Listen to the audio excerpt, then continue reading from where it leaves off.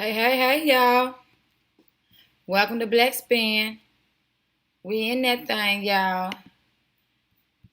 I'm Nikki, and let's get started. As you can tell by the video, we're going to be talking about my good sis, Cynthia G, honey. So let's get this thing started, baby. So,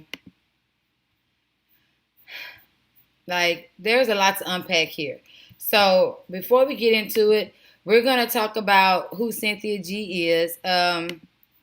She's an educated woman. I'm not too familiar with her background simply because I just started following her maybe like a month or two ago. And I do agree with a lot of her talking points. I do agree with a lot of what she has to say. And I think that the issue comes into play is when black men get sensitive and get in their feelings and they kind of get lost on the whole message. Now, a lot of men, I find most men actually agree with what she's saying when it comes to black male leadership and that thereof. But when I look online, I'm looking for men. This video came about because I was looking at responses in my other video. But anyway, when it comes to a lot of men, they seem to not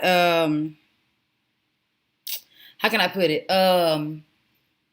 They seem to try to rebut her on a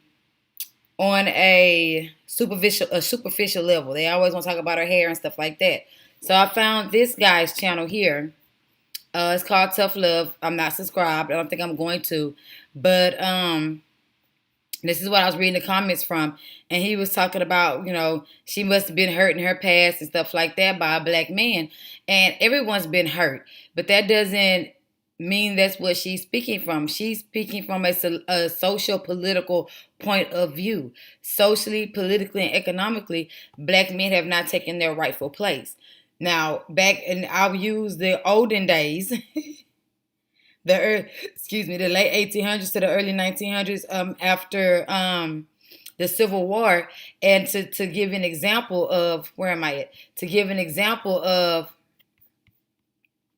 black men and how black men took responsibility for their families, took care of their families, nurtured their families, raised their children, and they were more of a staple point in the household, where they were the leaders in their household. Whereas in today society, you don't see that. You see black men creating these single parent households for the most part. And that's true. And it's like black men get so upset for her for pointing these things out, but yet and still they don't check one another. You see what I'm saying? So, and they refuse to check one another for that. So I went through this young man's channel, and he's live now. Cynthia G sub called for bashing black. I think that's the man sign, and spitting fire. Blah blah blah blah blah. So Cynthia G, please explain this. Again, like Cynthia G always says, people want to talk about hair and cosmetics, but they don't want to get to the crux of the issue with black people or with black society. Now, as from her point of view, I see what she means about there being no black male leadership. When I read off my response to the man, to what the man was saying. So I went to his videos and I wanted to see if he had such venom and had he checked or spoke to black men. You know what I mean? And I don't see anything where he's checking black men. At all. Black men need to do better. Black men get it together. I don't see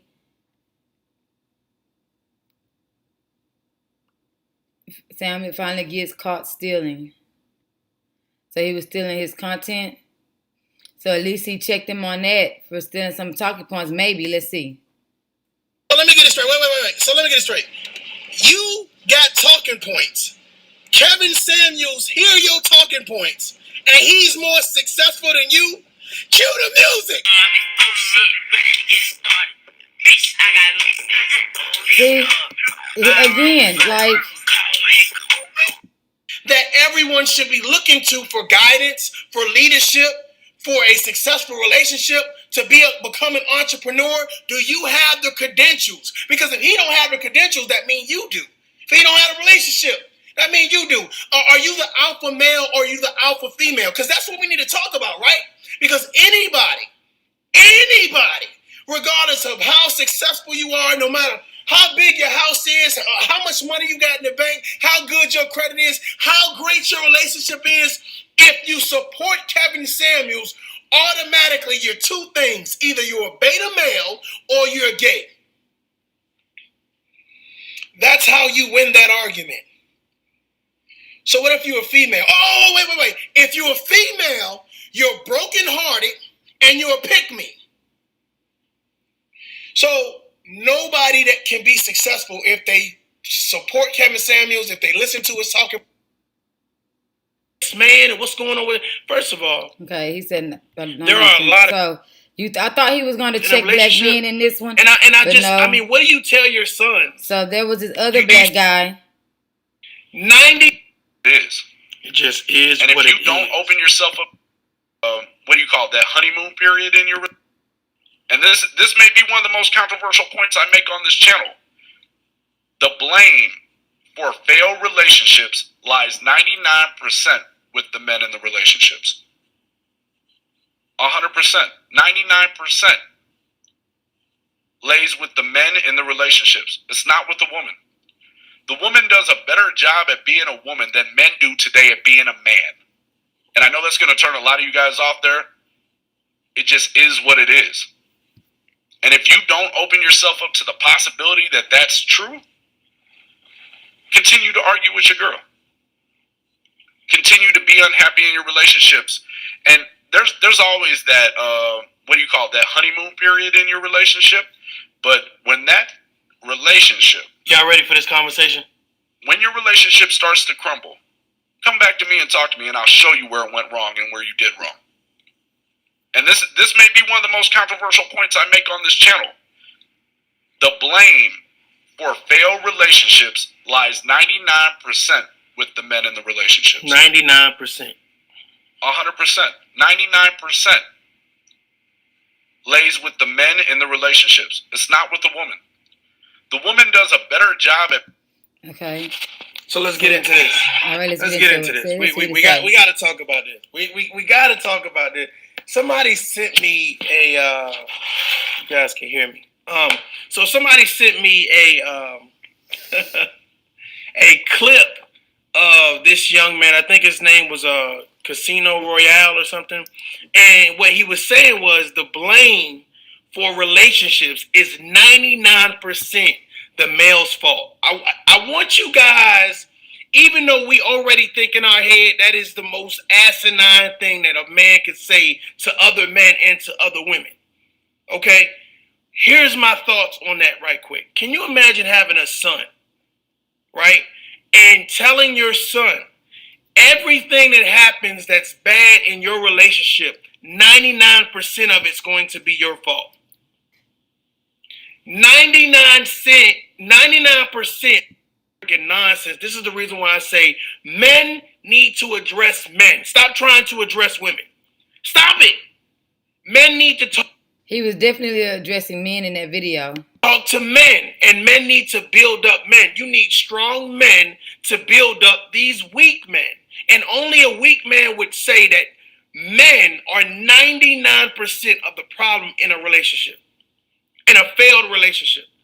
Now, here's my thought process. That means we're taking women that are verbally abusive, physically abusive, emotionally abusive, self-absorbed, materialistic, disrespectful, untrustworthy. We're taking all that out the way. All of the successful people know what I'm talking about. Salute, I see you. We're taking all of that out the way to say that men are 99% responsible. Bro, that is a big percentage. 99%. That is a very large percent.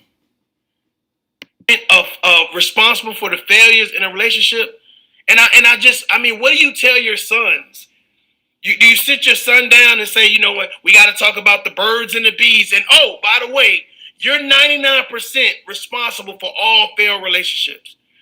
For you to sit down and be disingenuous enough to sit down, look in the camera, and tell men and women that it's men's fault that you deflect a lot. Now, no shade to the ladies, but I want to talk to the men right now. On behalf of all men, we are tired of men like Derrick Jackson. And this is the reason that we're tired of men like Derrick Jackson. Because when he was promoting our women, when he was promoting America's women, he didn't say, hey, make sure that you build communication skills with your man. Make sure that when your man does something, you're able to heal healthy. What he was saying was straighten your crown up. But what he forgot to say was y'all both need to straighten your crown up. When you start amplifying one person or one gender over the next gender, then people start to feel a little sense of entitlement. So when you hear a man says men are responsible 99% of the time for failed relationships, well, that's just disrespectful. And as a man, men need to speak on that. So I played the video earlier. Somebody sent me the clip. I was laughing. I thought it was a joke. I thought it was a goddamn joke, right? And that said that men are responsible 99% of the time for failed relationships. And I'm saying, damn, that's a big 90. First of all, it's only 100% in a relationship, right?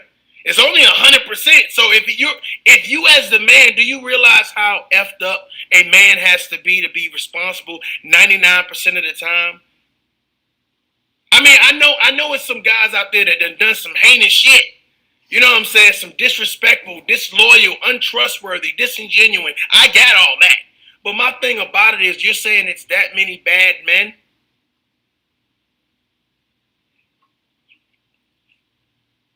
The men that want to be pick-me's. He was so serial in his word. Listen, my issue is that the men that want to be pick-me's, the men that overly promote women. As a man, you should definitely, any woman that comes across your path, you know what I'm saying, that you're related to, that you're friends with, you know, just a common courtesy, opening the door, being a gentleman, I get all that. Being a protector, being a role model, being a provider, I get all that. But when you go out your way, and when you come to social media, that's me saying you're going out your way. You're going out your way to say men are the problem. That's messed up. When you say men are the problem, you I don't see no accountability that he's taking in what the man is saying. I don't alleviate all responsibility reserve my from opinion. the women. I'm listening. Well, I normally say men should talk to men, but let me do something real quick for the women, for the ladies. It's only fair, right? Ladies, can you imagine how crazy that sounds to say that 99% of the thought process that goes into your relationship, only a man can provide? Salute to the chat. Only a man can provide. What y'all eat, where y'all go, where y'all live, your investments, where y'all travel, what you do with the kids. What does that analogy have to do with it? How you look. Only a man, 99% of the time, can provide that. Can you imagine a man coming online saying that's what a man's responsible for? But that analogy doesn't even make sense in relation to what the topic is. So I'm trying to figure out, tell me how men are not responsible for the degradation in most of their relationships. You see what I'm saying? Like, I don't agree with that. Now, I do agree with 99% of the time men are responsible for single parent households. I do agree with that. But as far as fair relationships in its totality, I don't really agree with that. But I'm trying to see if this man is going to check other men, because he responds to Cynthia G a lot, and he talks a lot of shit about Cynthia G. So those be his highest rated videos. I'm just trying to see where, like, is he going to rebut this successfully? Telling you what to do. How many women would let that fly? You went to a man being controlling has nothing to do with him saying that men are the reason for failed relationships. Maybe being controlling is one of those reasons for the failure. School all those years. You put up with all of those bad relationships to arrive to the level up that you at now. You've been chasing your bag, right? You've been being the best you. And can you imagine a motherfucking man coming into your household telling you how they gonna run your shit? 99. Coming into your household. See, that's the problem. That's all right. A man shouldn't be coming into a woman's household at all. He's supposed to be providing the household. 99% of the time. And that was my issue with the gentleman that said men are responsible 99% of the time for failed relationships. First of all, bro, who you talking to? Who you talking to? That means there's damn near no good men left. There's no good men left. Now we always talk about the gay. He didn't say they weren't any good. Just because you have a fair relationship, that doesn't make you a bad man. That doesn't make you a bad person. I have exes. That doesn't make me a bad person. That doesn't make my exes bad people because we're not together.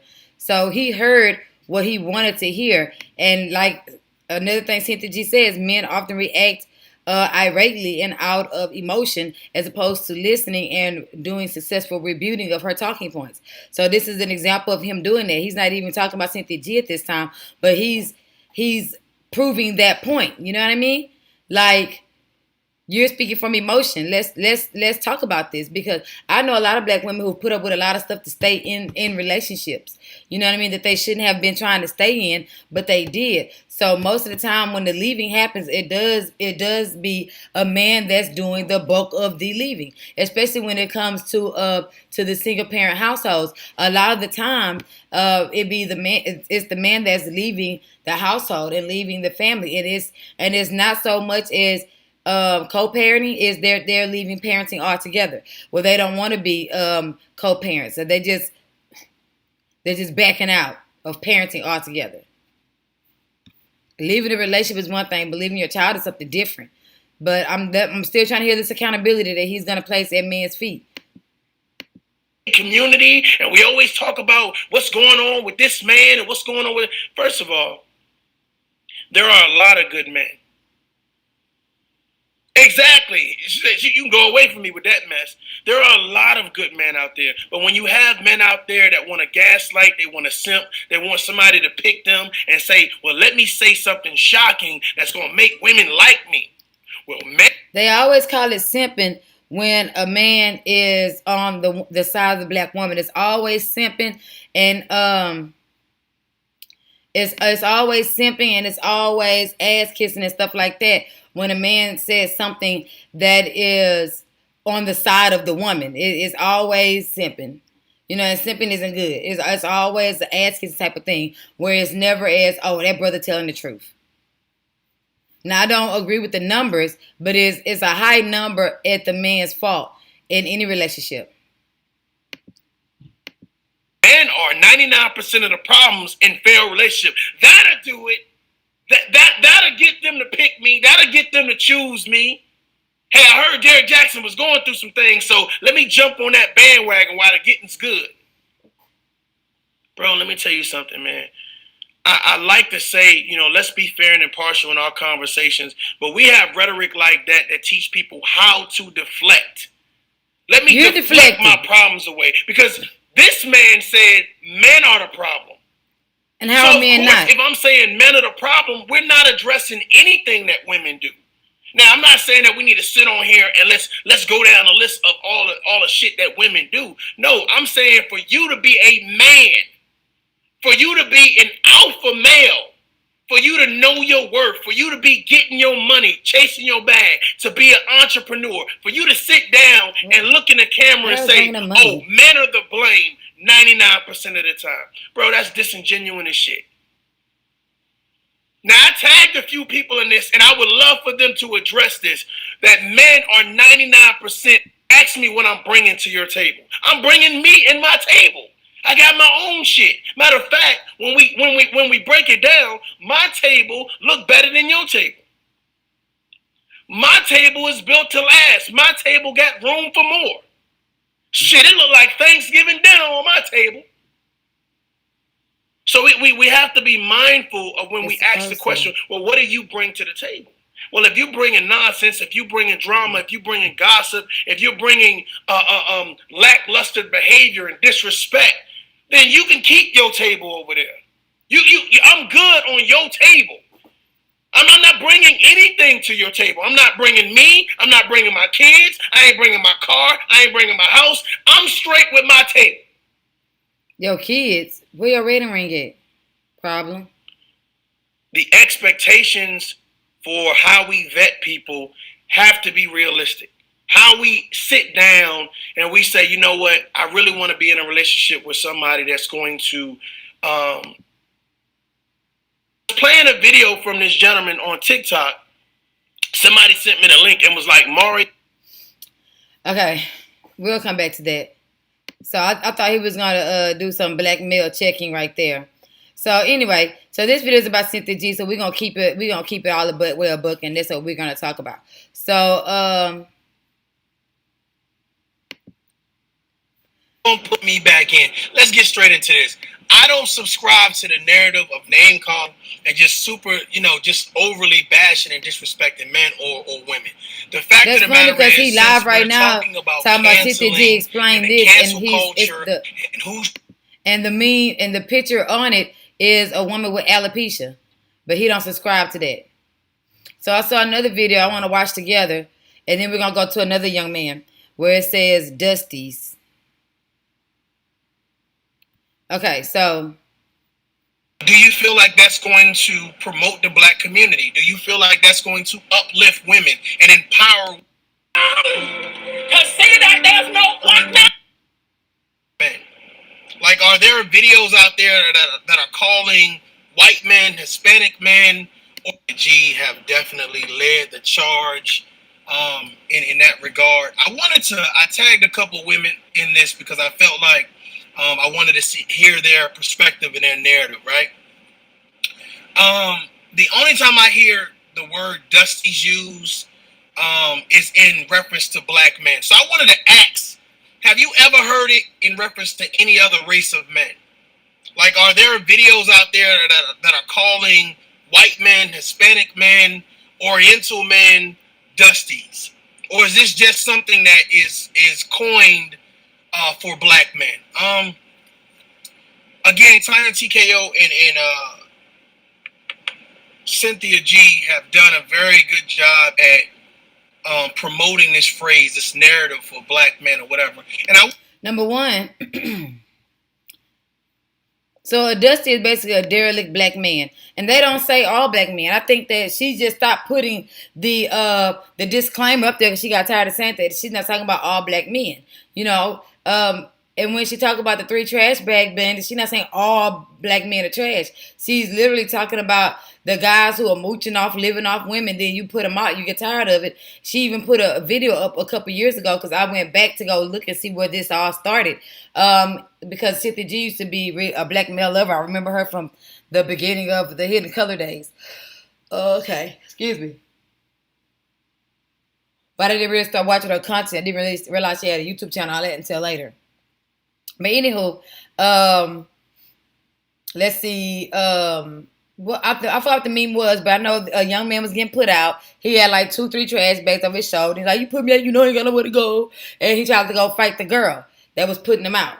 And it was caught on camera, and that's where they got it from, So she's talking about the derelict black men who are failing to take their place and to lead their households and to get other black men to be better. You know what I mean? Black men need to check black men on their and take accountability for the degradation in the community and the lack of the great example of a black man in the community. A lot of black men, when they do come up and they become these great black men, they often leave the community and go live in white society. Whether they're married to black women or not, they often leave and ingratiate themselves in white neighborhoods and white societies and white communities, therefore building up that community with their tax dollar and their money. So then their supposed community goes from a community to a neighborhood to a hood because they're not providing anything there, any nutrition or nutrition socially. I don't mean food, but they're not providing anything in that community. Therefore, it gets left and it becomes degraded and disenfranchised. So that's what she's talking about. That's the Dusty mentality, and a rich man can have a Dusty mentality. So again, I think he needs to reacquaint himself with that. Now, as far as being black men being called this name, he's not talking about the consistent names and belittling that black women get. You know what I mean? There's like the live he's doing right now with the meme of Cynthia, um, with the meme of Cynthia saying Cynthia explained this, and it's a lady that's bald headed trying to take her wig off and she has no edges. Like, what does that have to do with any of her talking points? That just proves what she's saying when she says they always want to talk about hair and cosmetics, but they don't want to talk about what's wrong in black male society and their lack of activity in it. That's crazy. So I wanted to ask you guys, or whatever case may be, do you feel that the name calling is reasonable now? Do you feel like the name calling is at an all-time high and it should continue because it's promoting change, it's promoting togetherness, it's really waking black men up, it's really waking black women up? okay, so waking black men up. So, bro, how many black women have went out there on the front lines? What, no matter their sexual orientation, black women started the Black Lives Matter movement. Even though, I have my own qualm with that, fun about George Soros, and they gave us a movement so that we wouldn't successfully start our own insurrection. The ones that started organically are more effective, such as the Black Panther Party. So when we start our own movements, they have traction and they move because we're in solidarity. That one was given to us because we were getting to a point where we were disgusted with the way things were going in society, and they didn't want us to band together naturally and exact real change. So George Soros gave us one. So let's be clear on that. So when we're talking about the name calling, I mean, we're talking about the upliftment and stuff like that. We did that, and during the time of us uplifting you all were saying that white women were better wives, and all this rhetoric of putting other races of women on a pedestal, and even though, if let's look at it competition wise, when you stand a black women next to other races of women, we can compete with other races of women. We can compete with them economically. We can compete with them business wise. We can compete with them socially. We can compete with other races of women. But where you have black men competing with other races of men, then there's no competition there. They're losing. You know what I mean? They say black women weren't educated. We went and got educated. Black women can't be engineers and do this and do that. Black women started doing that. So we can compete. We can even compete with other races of men at this point. So you're talking about upliftment. How more uplifted can you get with every black woman out there calling you a king and saying we love our kings and we love black men? Sierra just did a whole post saying she loves black men. Her soulmate's gonna be black. Everybody is placating and adoring black men, but we don't get that same thing in response. Like I said, there's videos of this black girl getting beat on the L train in Chicago. There's like this serial attacker, and all they do is record. They don't hop into action and stop that shit from happening. You know what I'm saying? They just recording it. So it's like you want to be uplifted by a group of people that you're not willing to uplift. You know what I mean? So we have to kind of understand where Cynthia G is coming from and where she's at with it. It doesn't have any, like this young lady said that, I don't know who Tiny TKO is, but if she talks on Cynthia's talking points, then we can't say that it's because they have been hurt. Why does her breakups have to do with what she's saying socially and politically? She is telling the truth. She's telling the truth.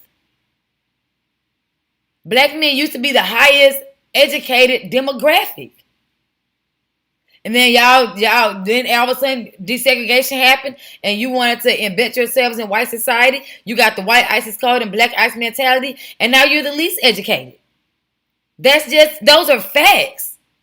And it's like everybody's so busy mad at the words he's using instead of actually listening. Like, damn, is that true? Are black men socially, politically, and economically at the bottom? Oh my God, we need to fix that because we can't be at the bottom. No, you want to talk about the girl hair. You want to talk about baby daddies. I don't know if she have kids or not, but we want to talk about all these things that have nothing to do with her political, her psychological, and her economic talking points. Do do you feel like at this point in time it's just childish? Because I kind of get this. I'm under the impression, the understanding that if we want to do better and if we want better, then we have to do better ourselves. Ourselves being Okay, but black women are doing better. As a whole, black women, as a group of people, black women are doing great. And don't say black women and black men are the same. We're in the same group. They differentiated themselves from us a long time ago. When they had this, when interracial dating came at an all-time high, they put themselves in their own box and they separate themselves from us. Even the guy, the comedian Godfrey said that black men abandoned black women a long time ago. So I don't want to hear that. Oh, we all in the same gang. We the same. Yeah, genetically we are the same, and we should be looking out for one another. But politically and socially and psychologically, the black man left the black woman a long time ago. Which is why the black woman in most parent households, most black households, they are single parented, and they're the women that are taking care of both, are trying to take care of both the masculine and feminine energy in that household, being the sole provider and also being the loving nurturer.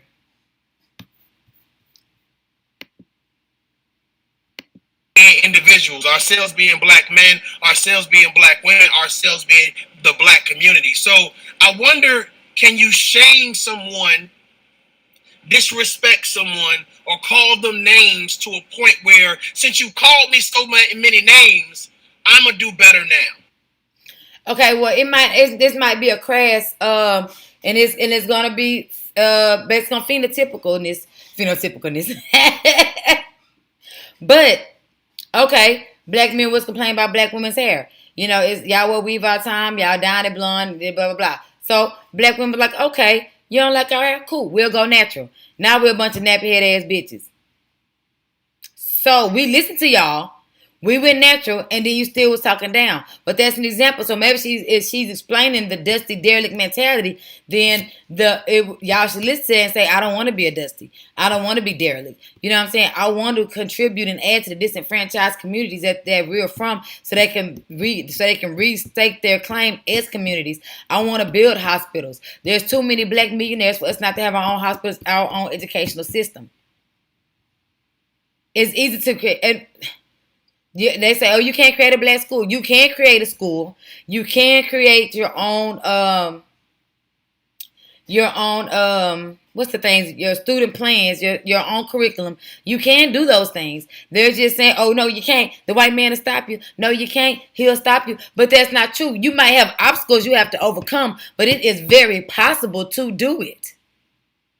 Very possible to do it. There's high schools in Atlanta that teach aviation. There's schools that teach foreman. There's schools that have the hello? I'm sorry, guys. Excuse me. Hello? What's up? Oh, Darren had texted me from your phone and said he wanted to come get his hair done. I was telling him, yeah, he can come get his hair done. Yeah, I'm still recording, but y'all can be on your way. You stay way in another city.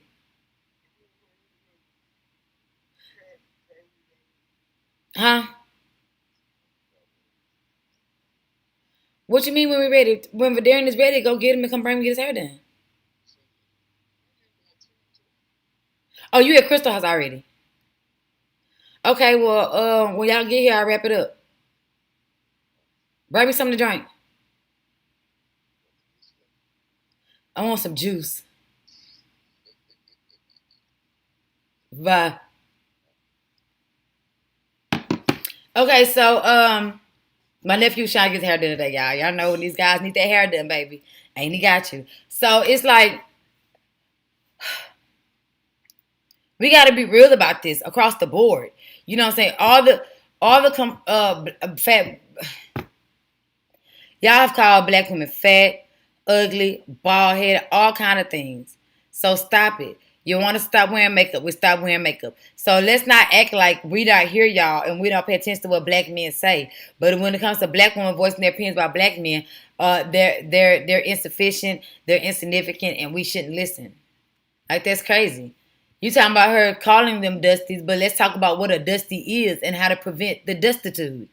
That's what I'm trying to hear. Since you called me so many names, I'm going to love you better now. I'm going to protect you. Okay. And most of them actually promote. Number one, y'all don't love us and protect us anyway. Before you was being called a Dusty, what was the love and protection and the honor and the loyalty when it came to black men and black women? So we can stop that. Like he's okay. That's enough for this one. We see that he's not gonna hold any accountability to the black men. So let's see. Black men wrong. Black women wrong. Black community wrong. So if we know everybody's wrong, how the fuck can you only be right? How can you only be right? He's upset. So anyway, so let's go to another video. Because I'm ready to see a black man successfully rebuke her. And when he gets a lot of views, it's only when he's talking about his other videos average 200 views. But when he's talking about Cynthia, he gets a lot of views. So let's go back.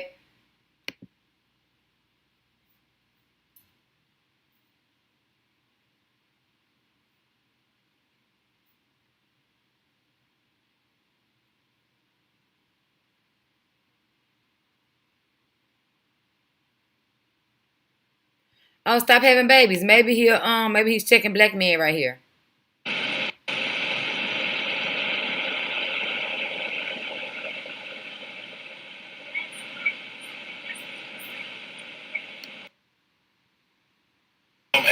Tripping with Trip or The Trip. He's a new YouTuber. You can find him Tripping with Trip.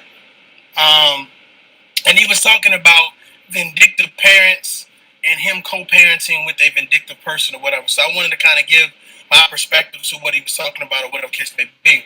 I also tagged some people. Spitting Fire pulled up and was like, I asked her to give her response. So this is her response that I'm listening to right now. And I felt like she was making some good points. She said, she asked me, did I take the video down? I didn't take the video down. So the video's still up, so y'all guys can check it out. But as she gives her commentary or whatever, I'm also going to kind of provide another perspective or whatever case be on what she was saying or whatever. So again, I'm hoping that you guys are having a phenomenal day. It's going to change. You know what I mean? He was like, and for some reason, people thinking things are going to change. Let's keep it about Cynthia G. We'll come back to that later. But that might be something interesting I want to look at. Who shouldn't be online and who's sending out these narratives that either promote men and women to go at each other or to continue to degrade one another. It is only fair. It is only fair that we talk about the Cynthia G narrative and what it's all about. I see a lot of men online and they're addressing Cynthia G. Some things I agree with, some things I don't. But instead of me talking about what Cynthia G promotes online, I want you to hear from Cynthia G. Fair use. Let me say this out. Fair use. I want you to hear from Cynthia G herself what she talks about and what she thinks of certain black men or the majority of black men. Let's listen to it and let's see if this will build the relationship between black men and women. Let's see if this will build the relationship between healing and hindering. Let's get to it. Let's get to it. A society, because we don't live in a vacuum where there's only black men, black women, and black children. We live in this country where the majority of people in this country are not black. So who places a high amount of value on black men to the degree to where they can justify saying they're high value? And if you actually look up the definition of value, value says that you're of a high importance and worth. Who are black men of a high importance and worth to aside from black women? Who? They're not to women of no color. They're not to Asian men. They're not to Hispanic men. They're certainly not to men of no color. So who are they high value to? Who are they high value to?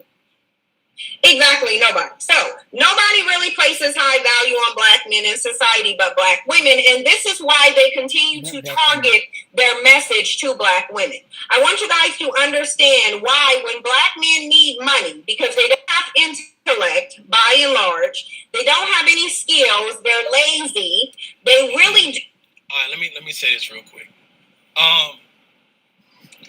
there's a few men and they're like diehard supporters of Cynthia G.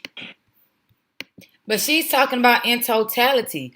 Like I was telling the other guy, he says, I know plenty of successful black men. Okay, so why aren't y'all rebuilding up these disenfranchised communities? They give so many tax breaks for buying these dilapidated houses to fix them up in these disenfranchised areas, but y'all not taking advantage of that. Y'all go buy a $300,000, $400,000 house way out in the Sugarlands and the Comrose and everywhere else is, but in your own community. Like there should, come on.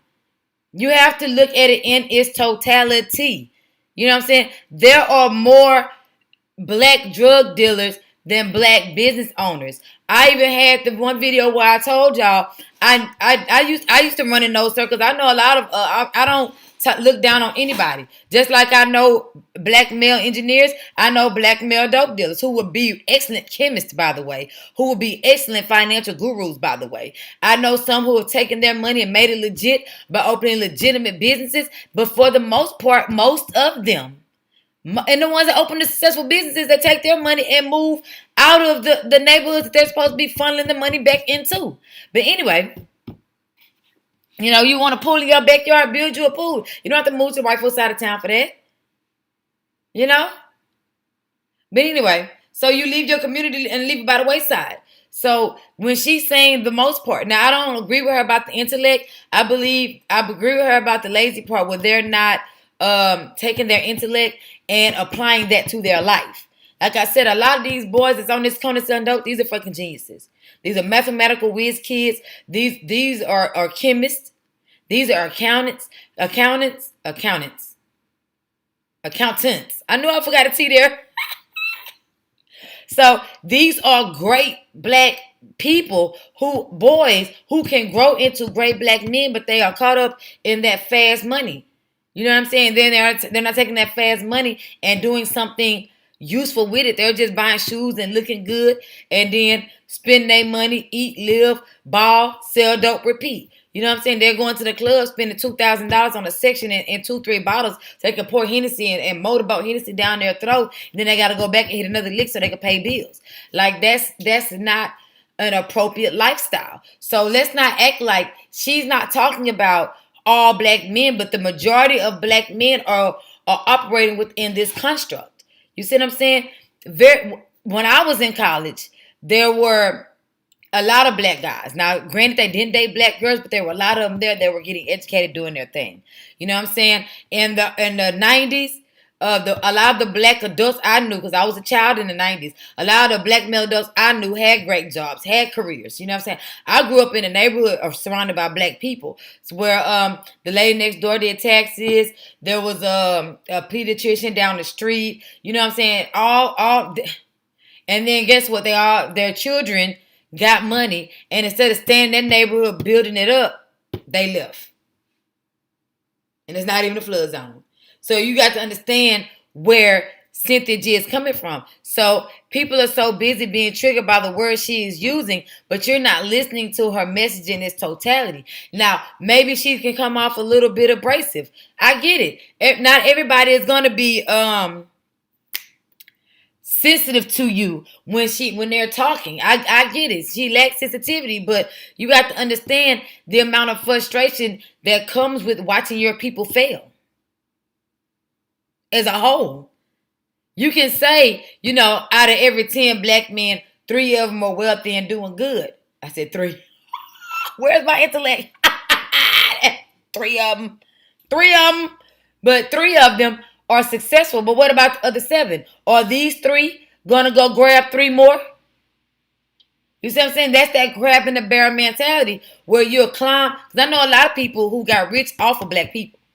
Their t-shirt lines, their companies, they got rich off of the black demographic just like white folk do. But then unlike white folk, they don't circle their money in their own community. A black female nail tech has to beg for clientele, whereas you automatically go to the Asians. You see what I'm saying?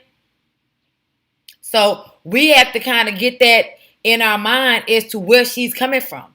She's not saying all black men are dusties and all black men are stupid and intellectual, but it becomes all when you guys are not going back to fix the problems in your community. Black women got all kind of outreach programs through STEM and stuff like that to help other black girls become who they need to be. You see what I'm saying? We going in there, we snatching our girls off them poles and trying to let them know they could be better. You see what I'm saying? They don't have to be what they are. They don't have to be objectified. They don't have to be vessels for the man's use. You know what I'm saying? No, regardless of race. So we have to kind of understand where they're coming from. You know what I'm saying? Where's the black male initiative to stop the degenerates and the derelicts in the black community? Nah, y'all come up, make money, and you move and just leave it to the derelicts. You know what I'm saying? Whereas they don't see a good black man in sight. The only black man they know is the one that didn't raise them. So where's all these good black men at? They're not in the black communities. So we got to be real. Once you move out the black community, just because you're still black, that doesn't mean you're part of the black community. You don't get to not be in the community and then say you're a part of the community. It don't work like that. So if you go look in these all black neighborhoods in the black community, you're gonna see the dusties, the uneducated, you know what I'm saying? You're gonna see the things that she's talking about. How many kids does he have? But is he married to one of his children's mother? Come on, man. Y'all be tripping me out. Y'all be bugged. Come on, stop being emotional about this stuff. We got to look at this stuff head on from a full-rounded, well-rounded perspective. And I don't know if they are the men that they like a personality, they like a voice, they think she's attractive, or they're a glutton for disrespect. But it is interesting because if I am a educated black man, I am a successful black man, I'm a God-fearing black man, I pride myself on being in relationships and taking care of my children, etc., etc., etc. Why would Cynthia? You pride yourself being in relationships? Why would I support her narrative? Why would I be in support of Cynthia G's narrative?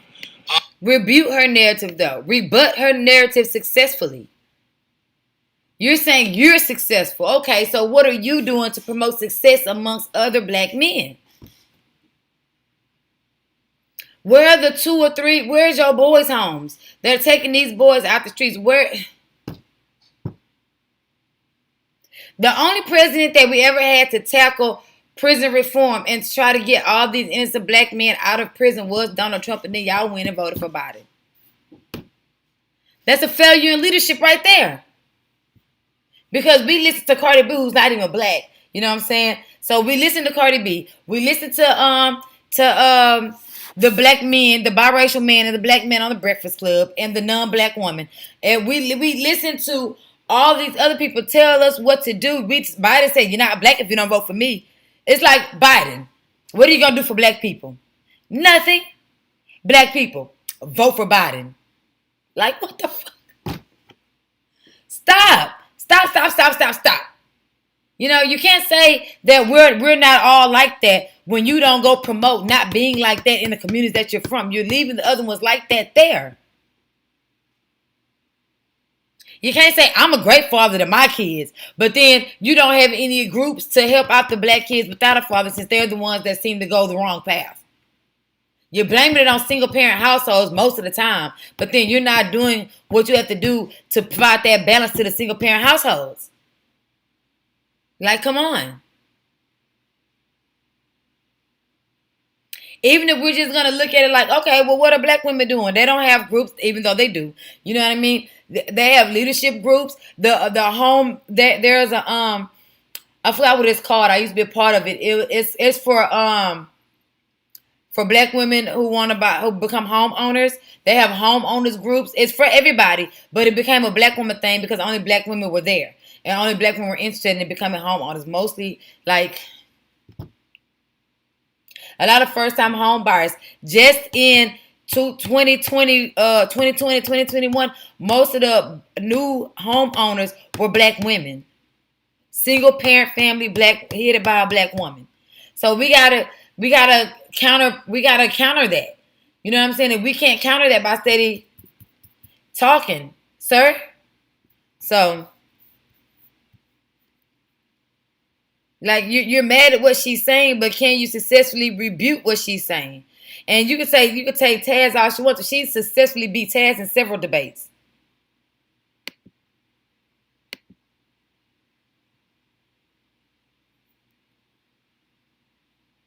Tell you that, then you ain't trying to hear logic. You're not trying to hear reason. What you're trying to do is condemn anybody that's promoting a narrative that makes you look bad. That's what it is. And you're scared that things are catching on. Can you imagine somebody saying, I don't date women that have children. I don't date single mothers. And that message gets out there, and yet, guess what? A lot of black men say they don't date single mothers. So what are you talking about? Cynthia G falls into that category. So automatically, Cynthia G is off the table. You'll feel a certain type of way. So what you're going to do is you're going to make a video. You're going to get a petition started. Not that she did, allegedly, right? You're going to start doing all of these things to speak out against something that affects you. That affects you and who you are. A lot of people are average at best. A lot of people are not high value no matter how you look at it. Whether it's in the projects, the suburbs, social media, face-to-face, real life, college, they just not high value, period. It doesn't take Kevin Samuels. See, here's the thing. Kevin Samuels, I don't know if he coined the phrase. I don't know if he got it from somebody else. I have no idea. The fact of the matter is, whether we call it high value, whether we call it whatever, high class, whatever we want to call it. The fact of the matter is you use whatever verbiage you want to use. The fact of the matter is it's a status. It's a status of success. It's a status of intellect. It's a status. And most black men don't have status.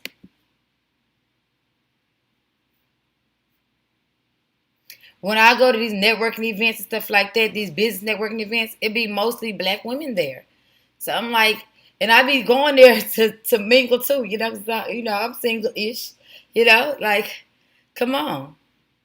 So let's go see what his live is talking about. Where he said Cynthia G explained this. I'm about to piss somebody off.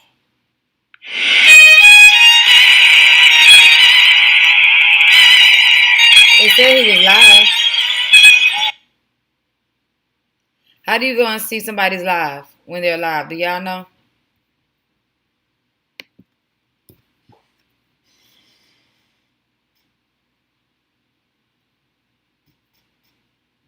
So we have to kind of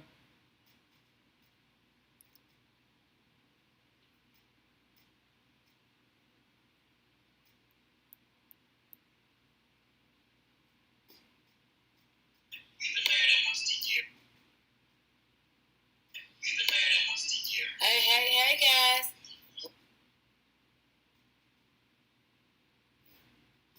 So I'm just baffled. I'm really baffled.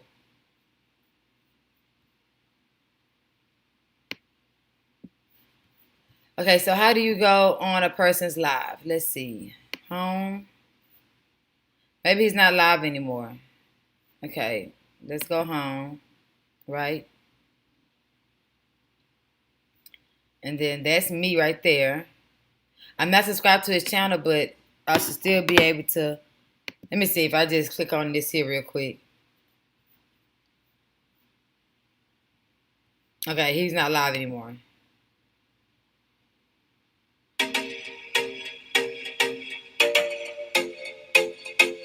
This is my stomach now. See, and just think. I heard something today by a content creator by the name of Ricky Manor. Y'all make sure y'all go check out that brother. He has a lot to say about a lot of topics or whatever. But it was one thing that he addressed about colorism that I thought that you guys, I wanted to share this with my Tough Love audience. I want you guys to give me your perspective on what it is that he says. Again, there are a lot of the things that he's saying I agree with. And I'm going to give my narrative kind of in between his video. You know what I'm saying? Again, salute to Ricky Manor. Y'all make sure y'all go check him out. Another content creator. Spitting fire. You know what I'm saying? I don't know how much time you get spitting fire, but if you get an opportunity, I don't know if you're driving or working or whatever, I want you to listen to this other content creator. Certain things. Silence is compliance. One of the reasons I pulled my support for. Now, where you I going? go to my comment section because I think that a content creator is responsible for the comment section. Things in the comment section does need to be addressed. I do hold larger content creators responsible for the things that show up in their content. In their comment section. Mm-hmm. The reason why is because silence is approval when it comes to certain things. Oh shit! I didn't know you could do that. My bad. Oh boy, I'm not gonna keep you guys long today.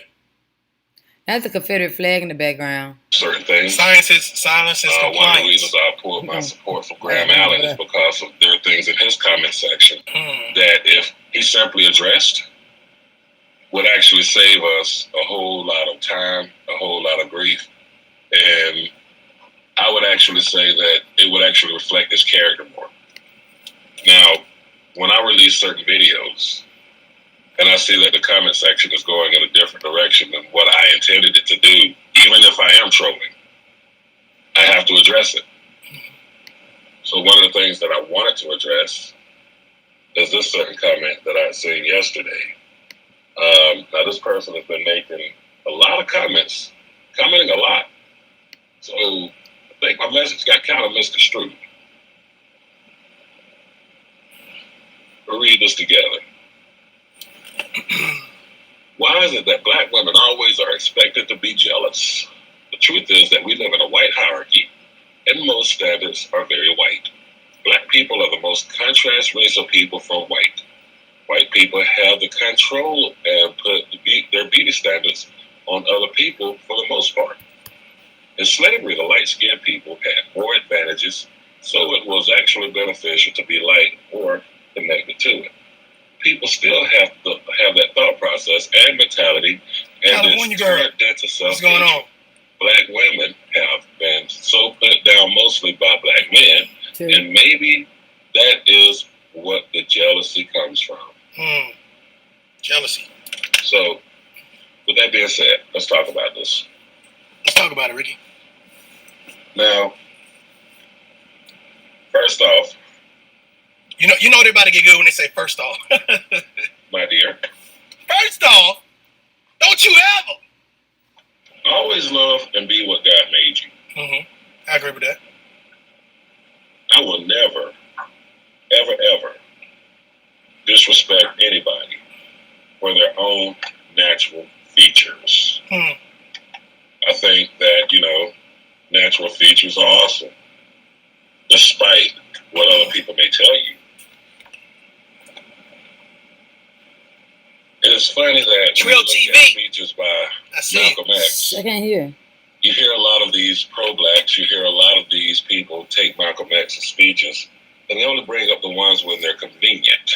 That's true. That's true. Malcolm X made a speech, and this one resonated with me, which is why I no longer wear those green contact lenses I used to wear. Ricky used to wear green contact. We're going to have to talk about that offline. It resonated with me. We're going to have to talk about that offline, Ricky, them green contacts, brother. To hate the texture of your hair. Who taught you to hate the shape of your nose, the size of your lips? I like my lips and nose. Yourself from the top of your head to the bottom of your feet. I'm paraphrasing this, but I'm trying to get it right as much as I can. Obviously. I never heard that. And I hope, and I really, really hope that you did not get from my message that I was clowning on the features of black women. I'm reading comments, y'all. I was clowning on the cosmetics of, the artificial cosmetics. Artificial comment. Okay. The weaves, the wigs, the long eyelashes. That's not you, sister. Wow. Can I call you sister still yet? See, I love to talk about hair and makeup and stuff. Let's talk about economics. Let's talk about economic growth. Let's talk about getting these black boys' head on straight out here in this ghetto. You get upset with me when I tell you that that's not you. John. A lot of you guys, a lot of you ladies, you get emotionally charged. I wear my neck hurt all the time. My tone of voice, my delivery, and you take it as if I am criticizing you altogether. I'm not. And I don't know how I can make it much more plain and clear because I'm putting more plain and clear because Cynthia make it that she's not talking about all of y'all either. And I feel as though y'all guys got to be derelict for you guys to always think she's talking to y'all. I don't get it. What I found to be attractive, I gave you guys everything. And you still yet. Let me jump in here, Ricky. Tag me in. Ricky, don't try to take over my show, Ricky. Don't try to take over Tough Love show, Ricky, with them green contacts. God, they always try to take over your show with green contacts in. So check this out. I totally understand that when you speak out about the things that you feel that are your opinion. Ladies and gentlemen, everybody has an opinion about something. And what they say about opinions are like, the fact of the matter is it's like this. If you as a man, you have a certain type of woman or a certain look for a woman that you're attracted to, then so be it. If you are a woman and you have a certain type of man that you like, then so be it. I think the issue comes down to how dare you not choose me? How dare you not want me? Society, and when I say society, I'm including the mass communications, which we're talking about social media and everything else that you can include in that verbiage. Society has done a great job at saying that we as men, we want these type of women. Like the Instagram model is all we want. And I'm gonna be honest with you, it's one thing to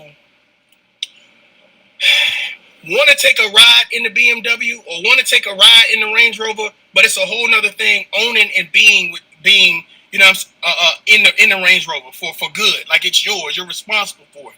A lot of men don't want the headache. A lot of men don't want the headache. A lot of men don't want to have to deal with that, et cetera, et cetera, et cetera. But I'm gonna say something, and I'm hoping this rattles some people up. So a black woman with those fake with the fake aesthetics he just named, you'll sleep with her, but you won't be with her. Why waste your penis on somebody that you don't want to be with?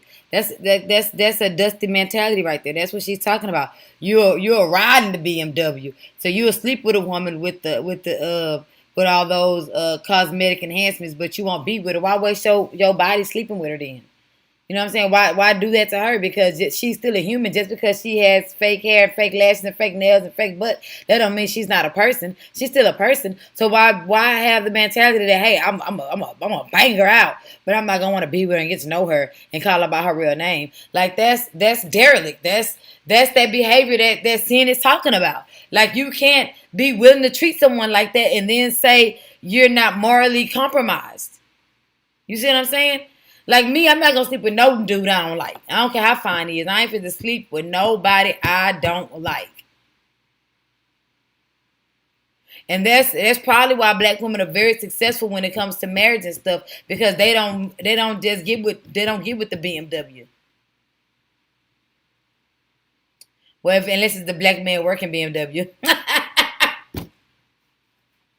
But anyway, so that we're done. We're done with him. We're gonna go to some other black men, because I feel like black men are so triggered by Cynthia because they don't like the way she's saying what she's saying. But that doesn't mean what she's saying is not true.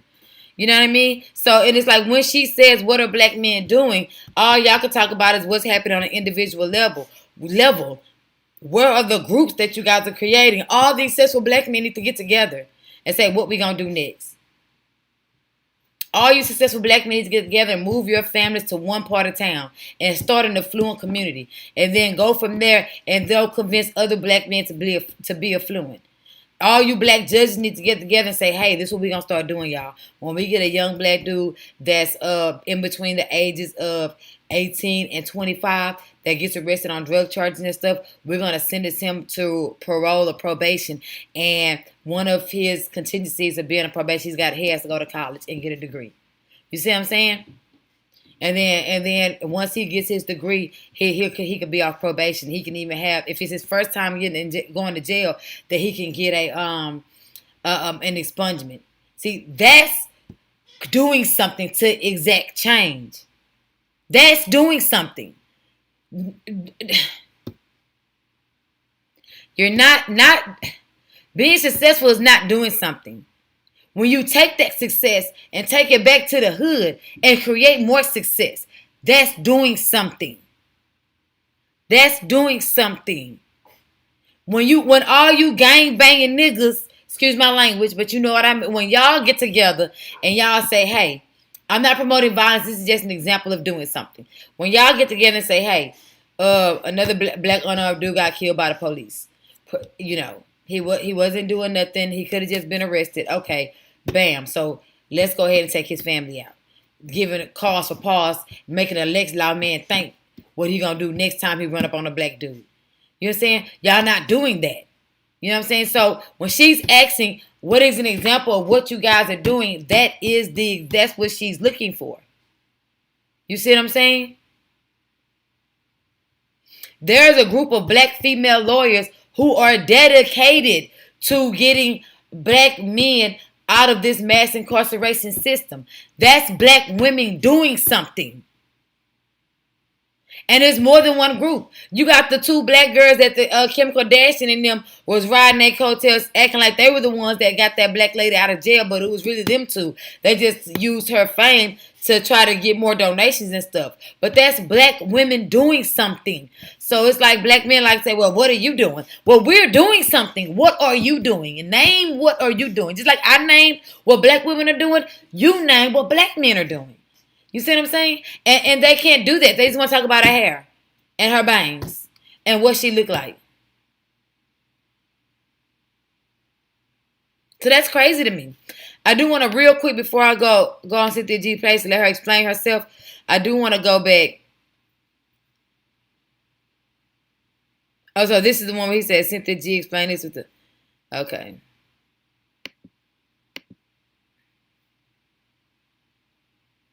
Because those were kids of the free advertising. So this is talking about cosmetics and stuff scalp again. On a daily. Again, I just want to restate some things. I realize that there's some people who had cancer. Some people were born with skin defects. Some people have been in car accidents, have been burned. I get all that. I think we're talking about the people who choose to have these enhancements because they feel it will make them look better. And my thought process is, are you just as confident with the makeup as you are without the makeup? And I find that that's crazy. Come on. We can even say wigs protect hair from free radicals and stuff like that, especially in the harsh winter climates. You know what I'm saying? Where we can't absorb as much sun. You know, braids, protective hairstyles. You know what I'm saying? Just because we take them and make them our own, that doesn't mean they're less protective. You know what I'm saying? When we wear our afros and our hair just out like that, are y'all approaching these women? I want to see some of this man's ex-girlfriends to see what phenotype they have. What's this man's name?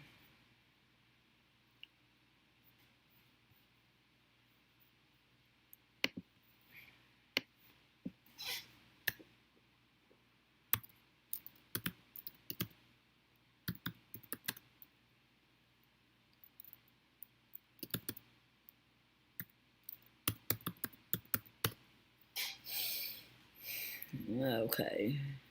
Look what I spell tough. Y'all know I can't type.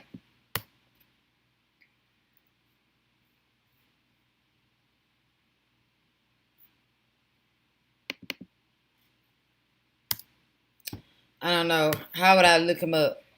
Does he have an Instagram or something? Let's see. Let's go see the phenotype of the chicks he date.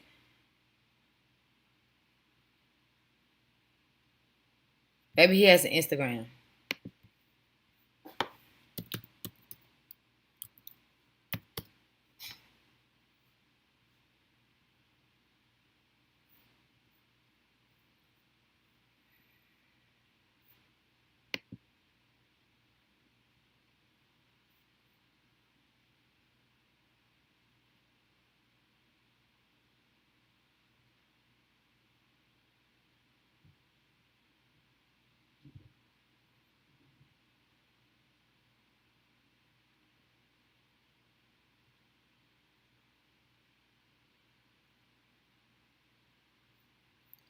Okay, anyway, what's his name?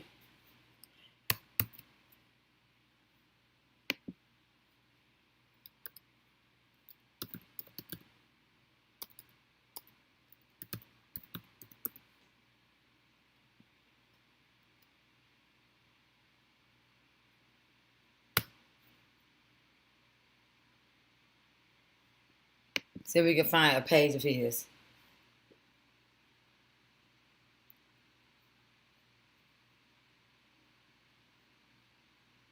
Is that him? We're looking for the ombre beard, guys.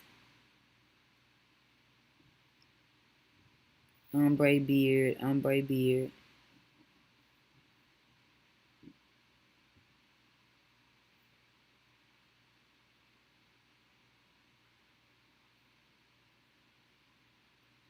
I saw the beard, got excited. It's not him.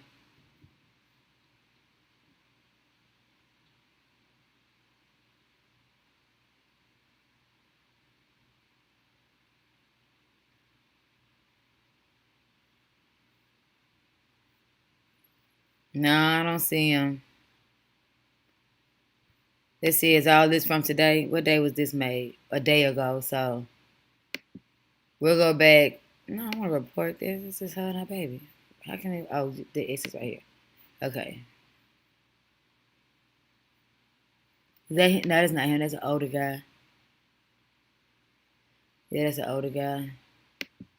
I would love to see his girlfriend's phenotype and the women that he dates.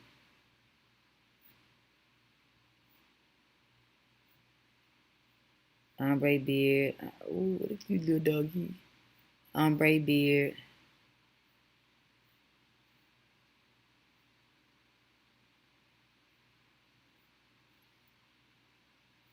Ombre beard. Nope. Okay. It was worth the look.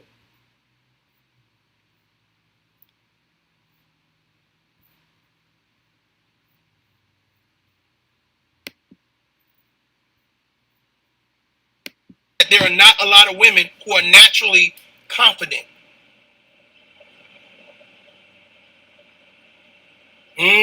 Says because of what men express they like. I think men like big butts. That don't mean everybody got a big butt. But they go So out and get him. if you go to some side doctor talking about, you know what, I can't afford the real thing, just go ahead and inject me with some of that trash can juice. Yeah, just go ahead and inject me with some of that trash can juice because I want to impress men. The thing about it is, are you confident with yourself? You going above and beyond so everybody else can like you. Do you like yourself? But he didn't address the thing about what men like. Stop it. If men like long hair, and just that don't mean I have low self-esteem because I'm just go out and buy some long hair to impress a dude. What they want to be single till she found a man that likes short hair, she just go buy some goddamn hair and get her a nigga. Like he not addressing the thought process behind. It's like there's always a root to something, right? He's not addressing the thought process. Now, me personally, I'm not gonna change myself around to attract no dude. You like me, you don't. That is what it is. But just because a woman is changing her appearance, that doesn't mean she has low self-esteem. You know, if I got the money, why do all the exercise when I can just get lipo? Hell, no, that's probably the thought process a lot of women have. And then they want to address this rich, low-grade guy that's rich in finance but low in morality. So they just go and do that. Boom. Okay, let's go back to Cynthia because he ain't talking about nothing. But talking about some more weave. This was a good debate her and Taz had. It was a very good debate.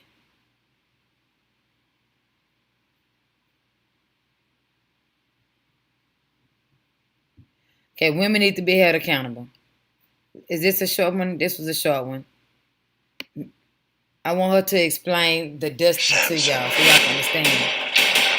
This is all fair use of sin. Don't strike me, girl. His hand of vengeance. You know, you my soul sister, girl. Okay, so 347 is the last call I'm going to take before I get off because I'm getting off at 5:30. 347, you're on the line. Hello. How you doing? Hi, I'm good. How are you? I'm good too. Cynthia, I would like to ask this question about black women, and I mean, you may feel I might be wrong or whatever, but I'm just going to say this straight up. Like, you say that black women are looking for black male leadership, right? No, I said that black women don't believe that black men are fit to be leaders. Well, can I ask you a question, right? Sure. Do black people in general own anything in this country? In terms of what? Infrastructures or just businesses? I mean, do black people own anything in general? Not anything that matters. Not anything that matters, no. Okay, so in America, in this country, which is a Fortune 500 business, that's basically a corporation. The presidency is a corporate board, if you want to be technical. And you have people, black women and black men, that don't own homes, that don't own anything, that don't even own businesses in their community. So at the end of the day, how can we have leadership if we don't have political power or political clout? But you don't have it because you ain't with the hit it. We don't have a voice because we don't own anything. So that means that's why we're heavy police. That's why we are basically low at the totem pole when it comes to political clout, like the Hispanic community, the Asian community, the white community, because we don't have a voice. So because a lot of people think that because we're black and we owe America owes us something, they really don't owe us anything. We owe ourselves. What we need to be doing is fixing our own community and fixing the problem at hand. That's what we need to be doing. And stop blaming each other because we don't have any political clout in this country. Well, I can tell you, you're not going to get political clout through voting. So what do you think will give black people a voice? How do you go about getting a voice as a group of black people? First, black people need to know their history. And second, okay, so hold on, because I'm confused now. So we learn our history. Are we learning our history in this country or our history globally, which a lot of black Americans are detached from? So what history are we learning? Because a lot of black people said they're not African, they're Aborigine. So what history are we learning? First of all, a lot of us didn't come from Africa.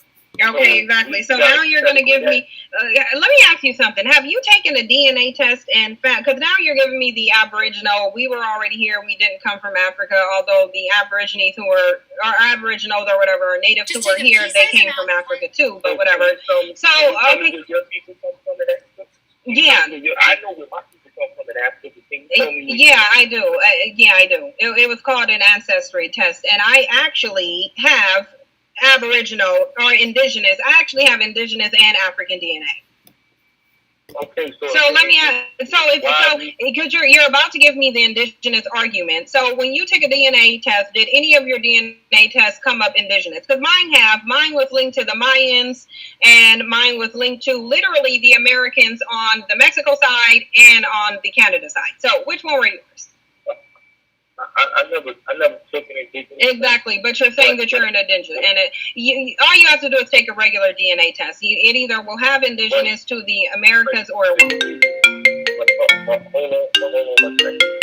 What I'm saying is, sorry guys, say we're black, right? And we keep saying that we're African and all that. That's cool. Okay, so we change. Tomorrow we all become indigenous. Then what? Tomorrow we're all indigenous. Then what? I don't have to force anything to you. If you don't want to believe that you're indigenous, that's cool. That's fine. Okay, here's the thing. My DNA test says indigenous. Yes, I'm the one who looked into my roots. You haven't. You said that you haven't. So you don't need to convince me about indigenous DNA. I just told you I have it. Hypothetically, next year, we're all indigenous. What changes? Nothing changes in this country. Okay, so it's Friday or Saturday. What you what I'm saying is, let me finish. What I'm saying is that you don't have any leadership role in this country. Okay. And you don't have any political clout. Let me see. That means business. That means ownership. Early. You aren't basically an important body in this country. You know, the Hispanic is respected because they own businesses, they have property, they own a lot of things. They have. What's the race of the what's the race of the Hispanic community? The Hispanic community is made up of primarily of what race of people? Because Hispanic isn't a race. So what race of people primarily make up the hold on. Okay, so I have to mute you. No, I have to mute you because I'm asking you a question and you're trying to act like you're not going to answer it. You already said the Hispanic community, so I'm asking you what race of Hispanics are you referring to? Which race? White Hispanics, mixed Hispanics, or black Hispanics? Which group of them are exhibiting all this ownership? Can you allow me to finish? I'm talking about Cuban, Puerto Rican. Okay, so those aren't races. Those aren't races. I'm asking you what race are they? Dude. Dude. You want me to say white Hispanic? If that's what you're talking about, if that's what you're talking about, which group are you talking about? No, I'm not talking about. No, I'm not. Let me explain. Let me tell you something. The Hispanic community is comprised of different races of people. So you're not going to sit here with this argument of Hispanic ownership unless you break down the race of the people who have the ownership. Safe Nails is So, and I understand what she's saying. It is the Euro Latina, the European Caucasoid, the white Mexican. Remember, it's just a culture. Remember, in my last video when I was talking about DNA, it's only two races: the Negroid, for lack of a better word, and the Caucasoid. There are the only two that are genetically different. So I get what she's saying. You know what I'm saying? Because the black Spanish speaking people, they're not the ones that own these things. Those are the Caucasian owners. But they are still a good example of people who are pulling themselves up from a bootstrap. That's why they're allowed to come over here legally and illegally, and then and ask for asylum because of the simple fact that, number one, they need to run their drugs, and then number two, because they are of European ancestry.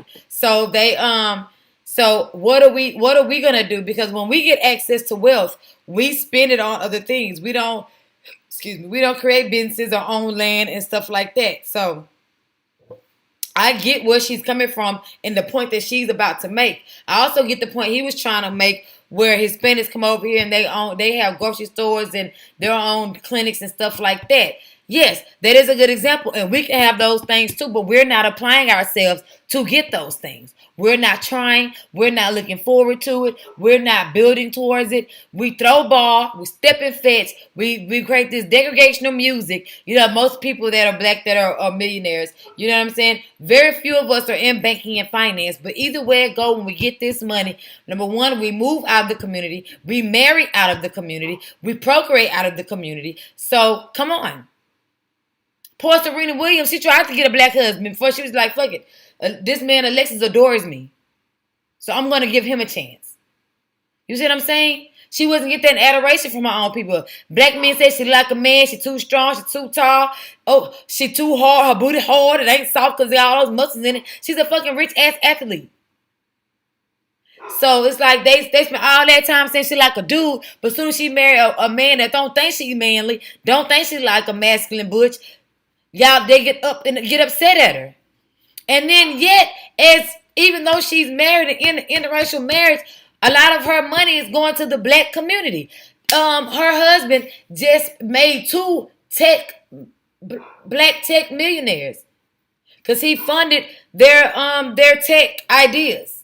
You know what I'm saying? She has gotten back into the swing of things of putting back. So I have to go delete my video while I don't focus Serena Williams, because now she's getting back into the hooks and crooks of who she is, and now she's starting to give back to her community.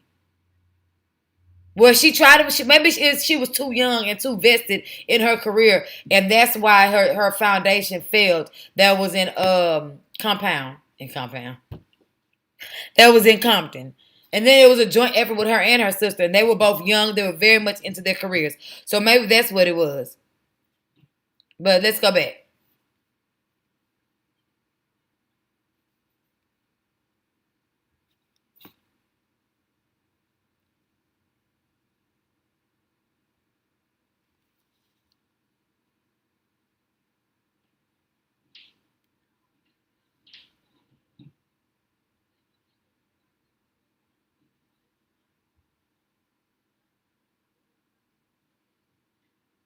Okay.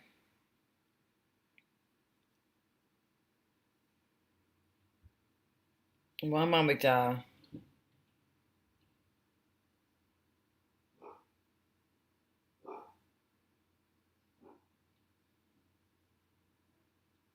Okay. So we have to kind of.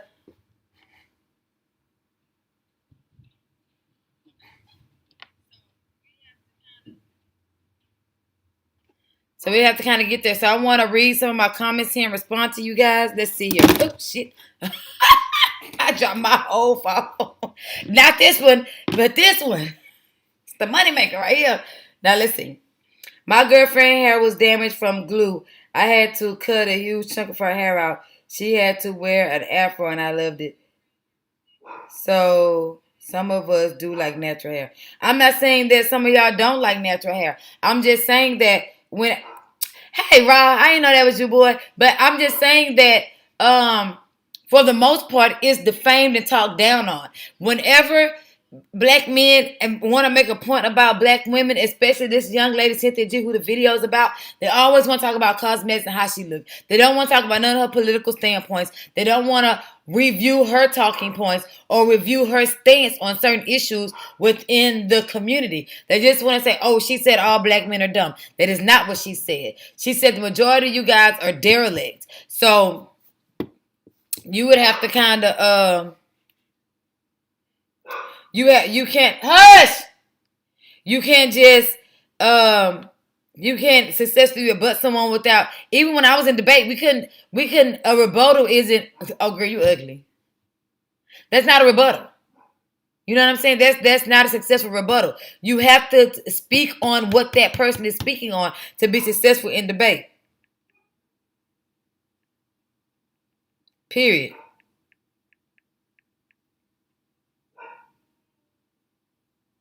So it's like, because she's saying you're derelict. So if she's saying that the black community is in very poor condition, as a result of you not being there, because let's look at the definition of derelict so that you can kind of see what she's saying.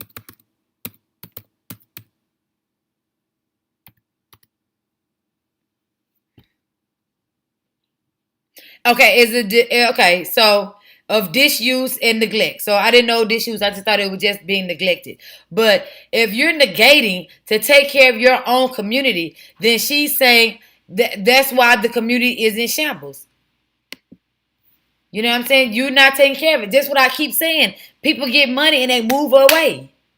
If you give 5 black men $1 million right now, they're going to go ball out of control. And we're talking about the ones from the derelict community because they don't have the guidance. You could probably even pick someone that is not derelict, and they're going to make these same terrible financial decisions. They're going to go balling out, buying fancy stuff. I've done it before. I've been guilty of it, but I've also started business with my wealth as well. They're going to go and get them be promiscuous. They're not going to go take care of their families and bring their kids up with them. They're going to go be promiscuous. And if they buy a house, which they typically don't, they go deck out them a high rise or something. But if they do buy them a house, it's going to be way far away from where they grew up at. They're not going to take their new $1 million wealth and say, hey, I'm going to buy this whole goddamn street. I'm going to pay all these back taxes, buy this whole street, and I'm going to fix them all up. And then I'm going to make them affordable for my community. Thus creating residual income for himself and beautifying his community as well. Come on, how many of y'all see y'all neighborhoods and knew the people that live there and was like, dang, they ain't take care of their mama house? That's messed up. Then you complain about the Mexican people, the people that's hailed from Mexico, coming in your neighborhood and taking it over. When mother, you treat it like shit. Just like everybody was treating Serena Williams like shit and didn't want to talk about her when she get a white man. Y'all treat your own neighborhoods where y'all from like shit and then complain when y'all see a Mexican living in the house you grew up in, the one you used to live in. Like, stop. You can take these neighborhoods and make them communities. Like, there's no reason why you can't have a clinic and take a clinic and then get the necessary documentation to be in the emergency room. You could just be in the emergency room clinic in your neighborhood. That is a form of, I don't know what people think a hospital is. You can provide medical care to your community. But where do a lot of the black doctors live? Number one, most of the black doctors are black in color, but they're not black in culture as far as being from here. You know what I'm saying? They're not indigenous to Turtle Island. So where is it? Where are the black doctors that are from here that want to exact change here? I appreciate what they're doing Married to Medicine, but all those brothers need to get together and create an emergency room clinic in the hood, and accept all forms of payment from Medicaid on down, like the wives are doing, like they have the OBGYN doctors there. They just need to create the facility where they can do the surgeries that they're doing in a black-run hospital or black-owned hospital. It's possible. It can be done. But is it being done? Okay. The Hand and Feet sunscreen design. There's black people who own businesses. There's African who own businesses. Okay, today is June 1st. Please say your name and spell it. I'm God. G-O-D. I'm doing this interview and it's getting kind of weird. If I say black people, what black people own business? There's no way for you to drive this unless you break down the race of the ownership. So break down the race of the ownership. Who has the ownership within the Hispanic community? It's a simple question. The white Hispanics? All Hispanics, whether they're Hispanics or white Hispanics. No, but you're not. You're lying though. Hispanics that own businesses. There's black people who own businesses. There's African Americans who own businesses. What black people? What black people own businesses in America in any urban community? Genius. No black people. Yes, they do. Okay, yes, they do. Black women do. Hold on. Black women account for the increase in entrepreneurship. What are you talking about? Because I feel like you got on the phone line and you did not know what you were talking about. Most of the business ownership within the community is by black women. You talk about black women. You keep talking about black women. So what's your point? I'm talking about black women. Okay, well, you're talking about ownership. Are you not? Okay, dude, listen. Don't have a dusty meltdown on my line. I muted you because you're having a dusty meltdown and you're not going to have a dusty meltdown on my line. You're talking about ownership and owning businesses. Are you not? Did you not mention ownership and owning businesses? Yes or no? I just said that. If you allow me to finish. Okay, so then if I'm bringing up black women and you're talking about ownership in the black community, why are you mad? Can you please, Cynthia, please, and I want you to be realistic with this. Can you tell me where in any black community there is many black businesses? If you go in New York, Chicago, Philly, I don't care where you go, there's not that many black businesses in any black urban community. Dude, there's literally a black-owned business right down the street from me right now. There's a black-owned business right down the street from me. What are you talking about? And how many? Is it just one? You do know you can just literally Google black-owned businesses in your neighborhood and find out who they are, right? What's his point? Let me just explain something to you, because I don't want to do all this arguing with you. Because you can't account for anything that you're saying. You're getting emotionally triggered, irritating me because you're not answering any questions. I can account for what I'm saying. I can account what I'm saying because it is true. Okay. Let's go with your point. There's no black businesses at all. There's none. So what's the point? Let's just say there's no black businesses. Fine. What's the point? If black people, black women, or black men want to be taken serious in this country, we have to stop talking about slavery. We have to stop talking about what the white man done to us and start looking at ourselves in the mirror and start taking ownership. Okay, everybody goes and looks in the mirror, and that does what to the systemic issues? Okay, so let me give you a hypothetical scenario. We all wake up tomorrow. We're all indigenous. We've all looked at ourselves. We've all learned our history. We own businesses. Then what happens in terms of systemic racism? What happens then? Why do we keep listen? We have to stop with this racism. What's going on in the I'm asking you look, dude, I'm asking you a question. If it's not about racism, then what is it about? Are you saying that it's just about black failure? Yes, it's about black failure. Okay, so then why are black men failing? Okay, so then why are black men failing? No, it's not just black men. It's not just black men. No, it's not. Women, no, it's not. No, it's not. No, if you look at the data, it says differently. The data says black women are not failing. The data says black men are failing. So hold on. Black men are failing because all data sources says black men are failing. They say that black women are not. We are the most college educated. We are the most entrepreneurs. We're staying home raising our children. So all data sources says you are failing. So why are you failing? Why are y'all failing? Hold on one second. Hold on. I'm going to let you go while I let you come something. Okay? I'm not being rude. What I'm saying is, if black women is not failing, why is black women still single and just have children by themselves? Because of black men. Because of black. Did he really say if black women aren't failing, then why they're raising their children by themselves? That's literally a win if you could raise the child alone, bear the sole financial responsibility, and get them educated and help them be successful. A lot of these NFL players who is marrying these white girls, they come from single-parented households. Very few of them have fathers in the home. Some of the daddies only come after they get rich. So, what do you mean? And then it wouldn't be the single-parent household if it wasn't for the father leaving. A lot of people stay together and have this meeting of the minds and say, we're gonna raise these kids together. We're gonna stay a family. We got to work out our issues and figure out why our relationship is failing. We got to talk about this. We got to figure it out. But black people, when the going get tough, black men get going. They don't want to stay and figure it out. Every relationship goes through highs and lows. When relationship gets low, it's like black men, and I don't mean to group you together, but it's just the truth. Black men, they only want to see the highs. When the low get low, that's it. You know what I'm saying? I done seen so many black households where the women are taking care of the men. It's crazy. So, and then don't let her decide that she don't want to be in that relationship no more and she wants you to work and get a job. He's going to find somebody else to take care of him.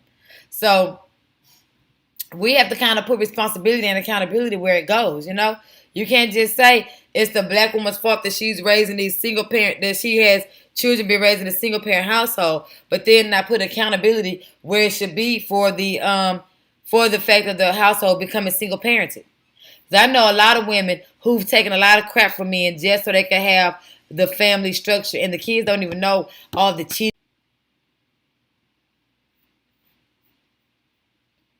So let's go.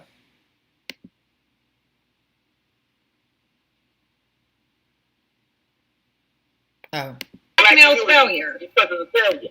Because of black. So hold on. Let me ask you a question. So when a black man chooses to walk out on children that he created, are you saying that's indicative of black women's failure or his failure? Answer the question.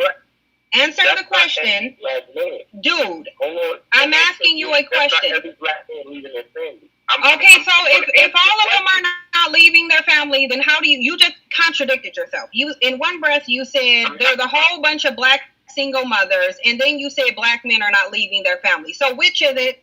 Which is it? Not a lot of black men leaving their family. Okay, then how can there be a lot of black women raising kids by themselves if there's not a lot of black men leaving their families? Make it make sense. Choose to raise kids by themselves. By doing what? By doing what? They fall out with the. They're doing what you do, the little black men. Okay, so let me ask you this question. Okay, so let me ask you a question. So because a black woman insults a black man, that means he can't raise his child? No, when he tries to raise his child, the black mother takes the child away from the father, which means she moves. This nigga sounds stupid. And that's what a dusty is. Because let me tell you something. She goes She doesn't want to be dealing with the father. And does he go to court? And does he take her to court so that he can get joint custody of his child? Does he do that? Is he going to court so that they can set a plan where she's court ordered to, number one, stay in the same state unless she gets permission from him and share custody of that child? Are they going to court to do that? A lot of men don't want to drop. Exactly. So that's nobody's fault but yours. That's nobody's fault but yours. Mm-hmm. That's your failure. No, that's your failure. If you're not in the home and you don't, hold on, if you're not in the home and you don't fight for your child, it is because you don't want to. Period. Mm-hmm. End of story. You're making excuses. You're making excuses because there are ways, hold on, there are ways for you to be in your child's life. Why are you not utilizing them? Skincare is very important. So if you're looking for products that are safe, natural, and effective. Members that have black families. Okay. That have great relationships with their wives. Right. Black wives. Exactly.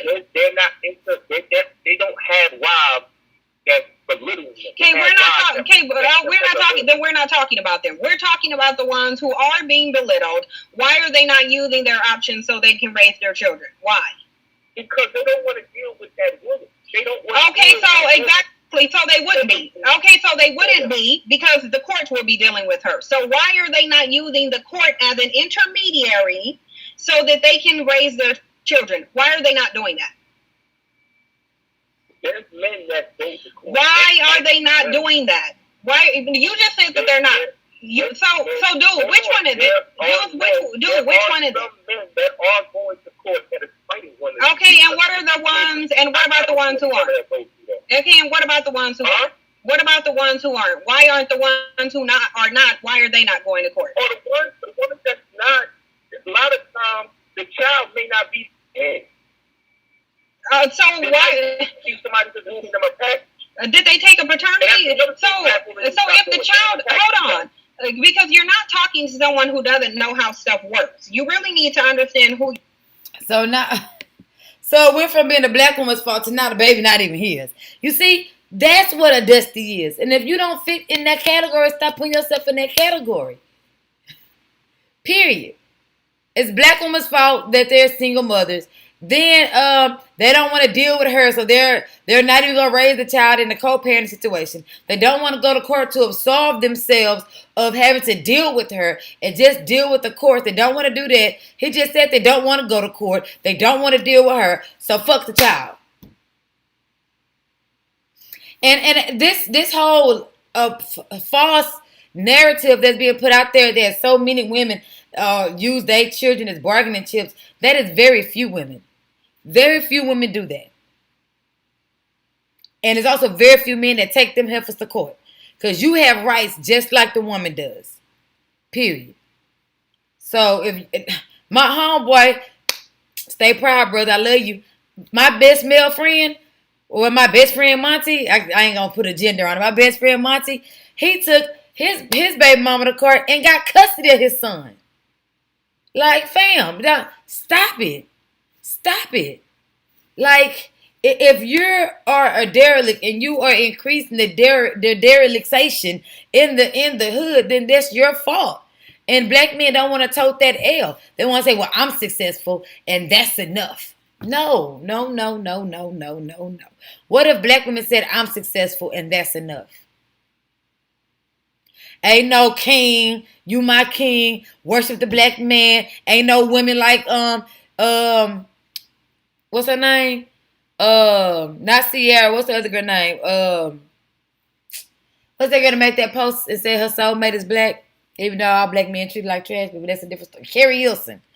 You know what I'm saying? So, it's like, we have been pandering to and being there for black men, spiritually, physically, been their warrior and everything, and we don't get that same love in return. Not only do we not get that same love in return, they make all these superficial excuses on why they can't do it. It's like, come on. I knew these 4 guys, very wealthy guys. All their money was illegally gotten. What I did was, I stopped being their friends after this. I got to him and I said, look out. So this grocery store and that grocery store down the street, they ain't been paying their taxes. Y'all put y'all money together. I help manage it, get the back taxes paid, and start a grocery store.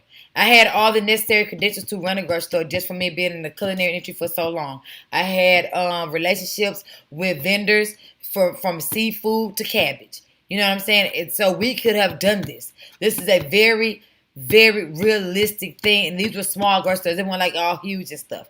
They were neighborhood mom and pop grocery stores that had that were attached to other buildings that we could have got to expand the store after a while.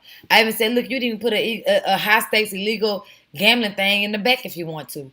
But we can definitely do this and make a lot of money, and it'll legitimize all you guys' money. You know what I'm saying? Did they want to do it? Nope. Nope. And it was 2 grocery stores on 2 separate ends. I said, once you get this grocery store, you tell everybody, hey, this black owned now. Come shop down here, and we could put the other store out of business because they was behind on taxes too. It would have been an easy win, an easy purchase, and we could have had 2 grocery stores right here in our own community. No. And we're talking about guys, if they put all their money together, it would have been at least a couple $1 million. They didn't even want to take a good $250,000 to purchase some grocery stores. That's crazy. That's crazy. Right? Okay. You're talking to. There isn't a man who is raising a child that is not his, who did not sign a birth certificate, taking responsibility for that child. It's not happening. Not Actually, it is. Actually, it is true. Actually, it is. I have family members that have had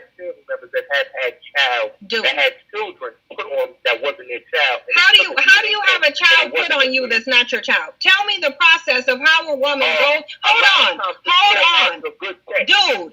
Hold on. I'm asking you. He's all over the place. First, he's talking about somebody lying about the paternity of the child, and now he's talking. And then when she said there's nobody that's taking care of children, it's not theirs.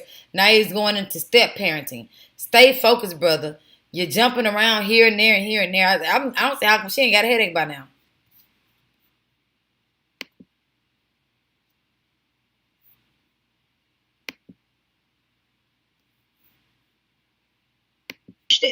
Tell me the process of how you go about pinning a child on a man so that I can have a child and pin it on Jeff Bezos. Please tell me the recipe to how to do that so that I can have a child. Hold on. So that I can have a child and then get Jeff Bezos to financially support it. How do I do that? It's called a good test. It's called a good what? It's called a good what? That means it's called a good test. A man that basically has everything. A good test. It's called a good test? Is that a legal term? Is that a legal term? I'm asking you legally. It's not a legal. Okay, so then it ain't exactly. So then you can't. Okay, so no, I don't. So legally, legally, a woman. Okay, dude. So legally, a woman cannot pin a child on a man, and if she can, again, tell me how I can legally pin a child on a man that's not his, so I can have a child and go legally pin it to Jeff Bezos. Tell me. You're not listening to me. So let me explain to you slowly. Yeah, why don't you? Okay. So basically, if you're in a relationship with a man, right? Say that he's a good man that has a good job. 400 to 500 job, he works corporate or he's a lawyer, okay? And the man that's really a baby father, the man that you really had the child with, is a dude that basically is a shapeshifter that goes through life and doesn't have a job, that doesn't have his shit together. Okay. And you could basically put a baby on a man that has his shit together. I'm asking you how. How do you put the baby on him? What does she do to put the baby on him? What does she do? How does she do that? Tells the man that that's her child. Okay, and so then she puts the child on him, and then how does the legal enforcement of financial support happen? How does that happen? Let me just explain it. Dude, I had a cousin. I don't care about your listen. I don't care about your cousin. How does the Riley? This discussion with Way left. So Riley. They didn't. They didn't even finish talking about the original point. Enforcement of financial support happened when she pins this child on him. You're not going to skip past that point. And if he's married to the man, and she tells the man that that's his child, and he marries the woman, and basically because of the notion that the kid is his, so if they're married, they're married, and he doesn't know whether his wife is cheating or not. So how is she just popping up with a baby that's not his in a marriage? You're making it up as you go. No, you're making it up as you go. You're making it up as you go. I'm not making nothing up. You're making it. But what does that have to do about the lack of progression in the black community? It doesn't happen every day. He just want to talk about anything to make a black woman look bad. I'm done with that. No, it doesn't. No, it doesn't. And you. Okay, let's see what this guy says. Cynthia G tells the truth about why black women are losing their minds. Hey everyone, I'm Ted Santos, your host from Straight Talk, the talk show that is made for men, by men. Not even ladies want to miss it. And today, I'm surely going to give you a man's perspective. You see the title, Cynthia G tells the truth about why black women are losing their minds. Even though most of what I'm going to say, it sounds like I'm speaking about black women, but really I'm speaking about especially women in the U.S. There's a certain mindset that you see, and you know this especially if you've spent some time living abroad in another country. So, before I get into this, I want to tell you something interesting. Someone sent me a video of a woman by the name of Crystal Swirls. She spoke, her enunciation of words. And I thought that because even though their education level sounds very different, their mindset was exactly the same. And I thought they were the same woman. So it really goes to show that education doesn't do it all. Education won't transform or change your mindset. The Crystal Swirls is an uneducated hood rat, and the Cynthia G is an educated woman who sounds the same as the uneducated woman, which makes her an educated hood rat. I guess that's one thing that while black women brag about being the most educated, they still haven't figured out that there is a difference between having an education and being educated. Big challenge. That's just a sidebar. So today, I'm going to talk to you about a video that Cynthia G did. That's a freaking primarily focus on Cynthia G. I did one on Crystal Swirls. Does have a very different and a very healthy attitude towards men and sex. And they have no problem saying, I'll cater to my man. There's just this relationship. For some reason, black women in the U.S. have taken the attitude that they are the prize and you are supposed to cater to them and they shouldn't have to do anything because they know their worth. Oh. What? He sounds stupid. Like, not one black woman do I know that does not cater to her man, even the men that don't even deserve to be catered to. If you want this 50-50 relationship and you want your woman to work and bring home bacon and then you want her to cook bacon, I don't want that kind of relationship. I'm sorry. I want there to be a clear, concise roles. I want to do my role. I want you to play your role. You call it old fashioned. You call it what you want. But I'm not getting up 3 o'clock in the morning making nobody for nothing for nobody if I got to go to work too. I'm not providing no sexual favors. I ain't not doing nothing sexual when I don't feel like it and when I got to go to work too. I'm not doing it. That's how come a lot of black men cheat on their woman in their relationship or in their marriage because they feel as though they're not being adorned upon and treated the way a man's supposed to be treated. But if she got to go to work and she got to work every day, 10, 12 hours a day, you not treating her the way she's supposed to be treated. My grandmother waited on my pawpaw hand and foot, but she didn't have to work. Working was her raising her 6 kids. Excuse me.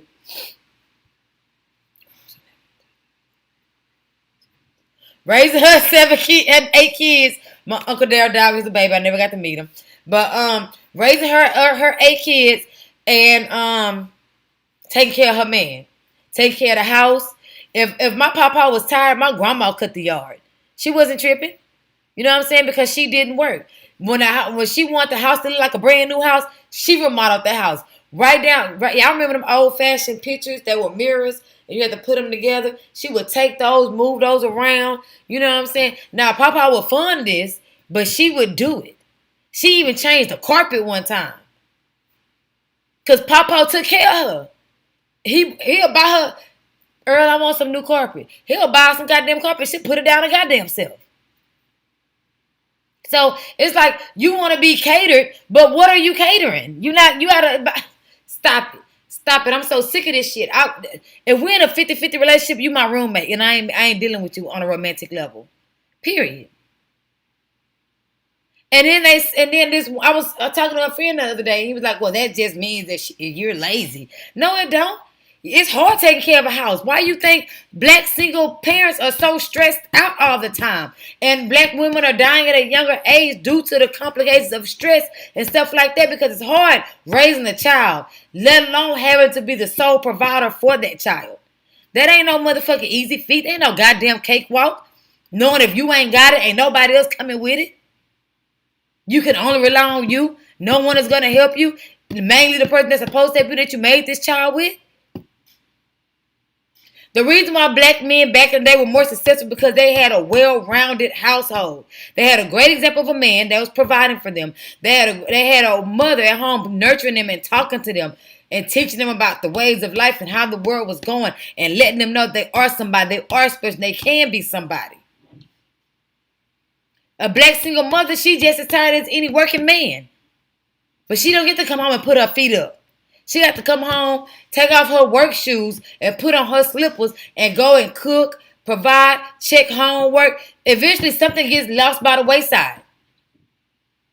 Children come out a lot more developed from two-parent households because they have an extra parent there that can take care of them. Now, and then when it's two-parent households and the mother is working, it's the same thing.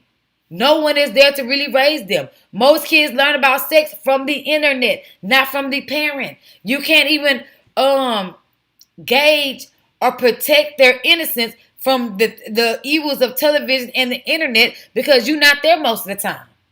The most of the time they're there with their device. Come on, man. It's for him. This that stupid shit that I be talking about. Don't no man deserve to be catered to if you're not a provider. Why am I rubbing your feet? For what? Rub my feet. I'm tired too, bro. I've been at work too, bro. Like, come on, man. Y'all, stop it. You want this old-fashioned woman, but you don't want to be the old-fashioned man. Stop that. That's bullshit. Okay, Pitbull. I got it. Can't wait to come home to you. Hell, even Caribbean women have a healthier attitude towards men and sex than black women in the U.S. In Caribbean, aside from the, Puerto Rico, Cuba, I know some island women. And the ones that are married, they ain't working. When they work, it's like a friend of mine, she's American, but she's married to a Jamaican guy. She works when she has to. She works sometimes. She don't mind going to work. But they got 5 kids that they raising. And she's doing a damn good job. They're raising them together. But don't make no mistake that I'm saying that just because the man is the provider that he's not doing anything with the children. Being a provider is a lot. Just even children seeing their father get up and go to work every day. And then still come home and paint the house, fix the cars, wash the cars, mow the lawn. All that stuff, them seeing that visually impacts them and what they strive to be. Period. All these countries have black women also. Black Latinas, but they're Haitians, Jamaicans. Very healthy attitudes. So, why would Cynthia G be upset with this woman? Or at least project some level of disapproval in what she said. Just as another side. What did she say? So intelligence helps you learn from the things that don't work. What did she say? And the lack of intelligence causes you to repeat the same patterns What even did she if say? things are not working. Hence, the reason Cynthia G and Crystal Swirls have the same mentality. What's the These mentality? women are not learning. Neither of them is intelligent enough to learn that they're actually doing things that no man likes. Like no one. And you can't convince any man that they should like the pit bull, the stuff that is not attractive. Otherwise, you get treated like a dog. Dog in heat. So, what does that have to do with her talking points? What is he talking about? I'm not fit to cut him off because he's not even saying nothing. What are you talking about? Because I'm pretty sure the way she is on the internet and her passion when it comes to debate is not her as a person. And especially not her in a relationship. We don't know who she is in a relationship. All we know is who she is on the internet and her talking points.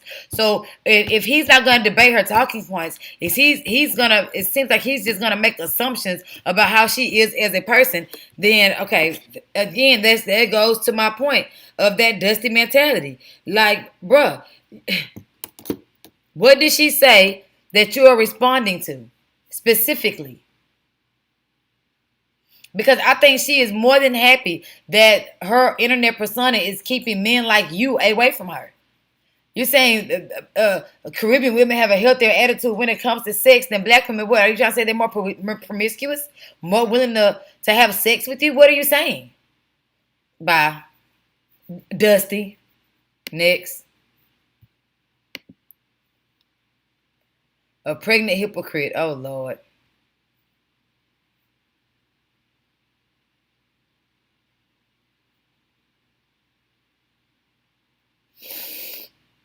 Dusty lies. I showed y'all his video before.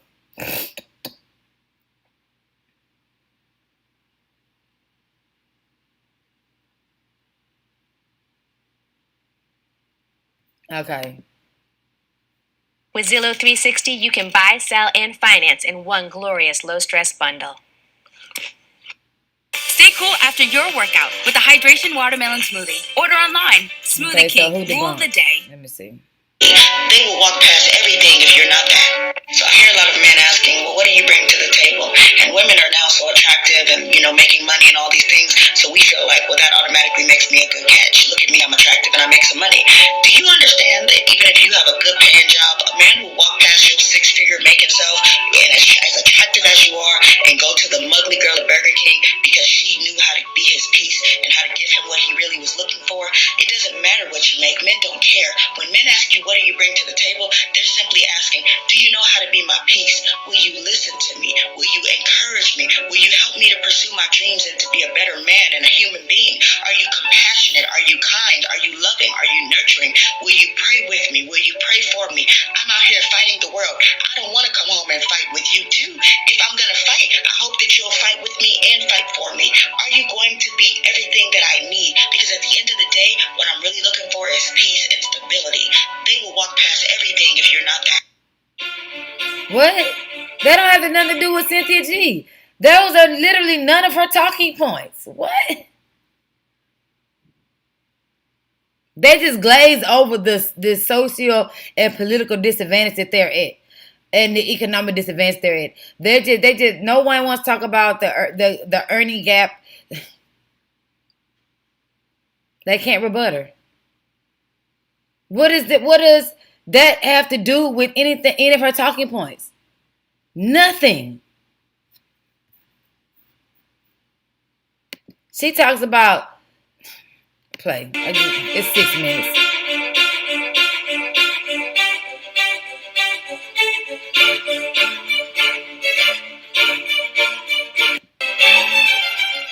Did a video debunking Cynthia G's claims that black men don't build anything, that black men don't have any wealth, that black men don't generate any generational wealth. And so the title of this video here is Cynthia G continues to be right. I was being sarcastic. Cynthia G continues to be right. It's almost clairvoyant. Black men don't build is the title of this video that I did. So that's the one we need to go to?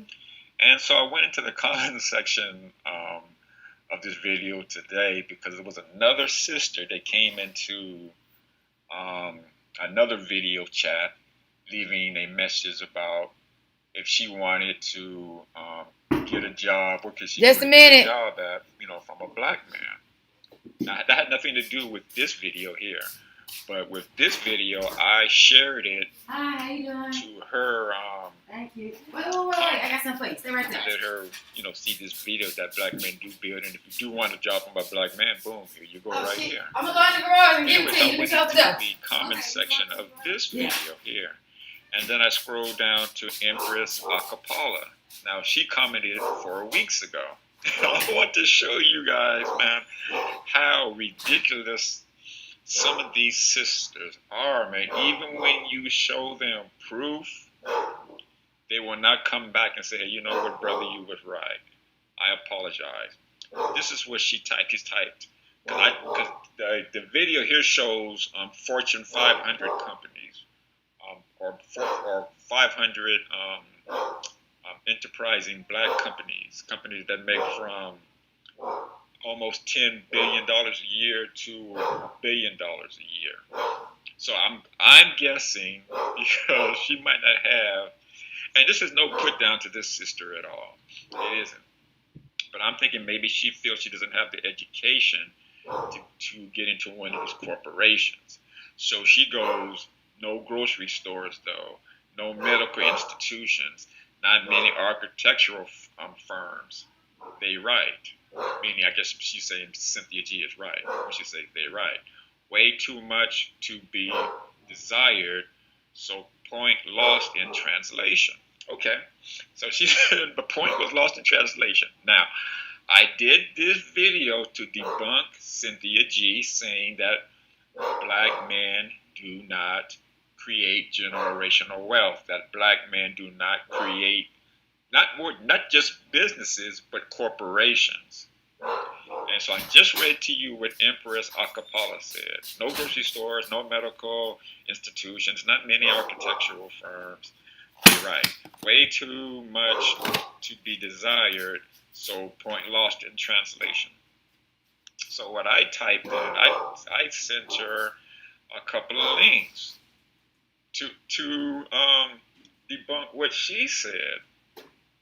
You know what I'm saying? But the sister never came back. The sister never came back and said, you know what? I'm DOD, damn. I'm right. I'm right here, blackdoctors.org, African American grocery stores, got a list of those. She says there was no agricultural firm. I got a list of those. The sister never came back. Anyway, guys, like I said, sisters, come on, look. If you guys are shown that what Cynthia G is saying and the rest of these other divestment people are saying is incorrect, at least come back and say, hey, brother, you know what? You were right. Maybe I need to look more into this. Maybe I need to do my own research instead of just listening to this women because they're saying what I want to hear because a brother or two or three hurt me in the past. Or maybe my father wasn't around. So I'm gonna just listen to these divestment women without doing my own homework. Because when you come fucking with DOD and some bullshit, I'm gonna have my ducks in a row. It's just the way it is. I do my homework. I know what I'm talking about. Anyway, y'all, man, I want to thank y'all for coming back to the Black Only News and Entertainment Network. Okay. Peace from the DOD. Take care. So, my bad, y'all. Well, much to be. I'm out of breath. It isn't. But I'm thinking. Y'all know I run a business about this thing. That was a delivery, and then I had to go advertise. I had to get some cards and some candles and give them to the delivery driver. Because the last delivery driver came back and spent $100 with me on candles. So. Whew. They right. Meaning, I guess she's saying Cynthia G is right when she says they right. Okay. For 500 this video here. And then I scroll down to Empress Acapella. Now, she commented 4 weeks ago. I want to show you guys, man, how ridiculous some of these sisters are, man. Even when you show them proof, they will not come back and say, hey, you know what, brother, you was right. I apologize. This is what she typed. He's typed because the video here shows Fortune 500 companies or 500. Okay, so let's go look at this video. Enterprising black companies that make from almost $10 billion a year to $1 billion a year. So okay, so a lot of those Fortune 500 companies that he's talking about, because we could Google the wealthiest black men right now. Most of them have white wives. Okay, most of them don't even put money back into the black community. They're not taking advantage of these tax breaks that they're putting in these the urban initiative and all that their stuff. That's just starting businesses in black neighborhoods for cheap. Bringing businesses to the black neighborhoods and bringing employment to black neighborhoods. That's all that's about. And who takes advantage of those? Just because it's not solely exclusively for white people, for black people, you can still take advantage of that and start an economic burst in the black community by black people for black people by taking advantage of all these tax breaks. But they're not doing that. But we're gonna go look at this video that since he said he named some Fortune 500 companies in it. But let's go ahead and finish this, and then we'll come back. So well, you already heard it. I'm guessing because she might not have, and this is no put down to this sister at all. It isn't. But I'm thinking maybe she feels she doesn't have the education to get into one of these corporations. So she goes, no grocery stores though, no medical institutions, not many architectural firms. They write. Meaning, I guess she's saying Cynthia G is right when she says they right. Way too much to be desired, so point lost in translation. Okay, so she said the point was lost in translation. Now, I did this video to debunk Cynthia G saying that black men do not create generational wealth, that black men do not create, but they don't. Not just businesses, but corporations. She didn't say black men don't create. Easy. Cynthia G has never said black men don't create corporations. She said, what are you doing? What are black men doing as a whole to stop being at the bottom of the barrel? Once you marry outside of your race and move outside of your community, you are no longer building in the black community. Now you're building in the European community or whatever, So how does a black-owned Fortune 500 company? Let's go look. I want to go see this video right now. So his name is this. How do we do it? And then videos. And he said the name of the video was what? Video. He said the name of the... Oh, shit.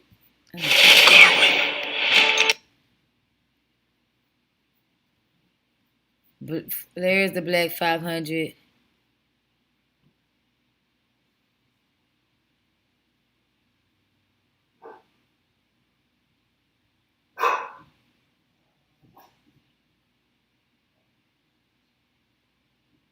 Okay, let me go see what the name of the video is. I don't see nothing there. He's talking about businesses. Let me see. Okay. So we're going to go look. Do y'all remember the name of the video? How long have I been going so far? Because I can make a separate video in response to this DOD guy. Let's see. I've probably been on here for like 2 hours. 2 hours and 14 minutes. Yeah, okay. I'm going to go ahead and go. I've been on here for a while. I love you guys. I'm going to go back and look at this DOD video, and we're just going to make a whole video dedicated just to him. But I think that it's so weird that he's not...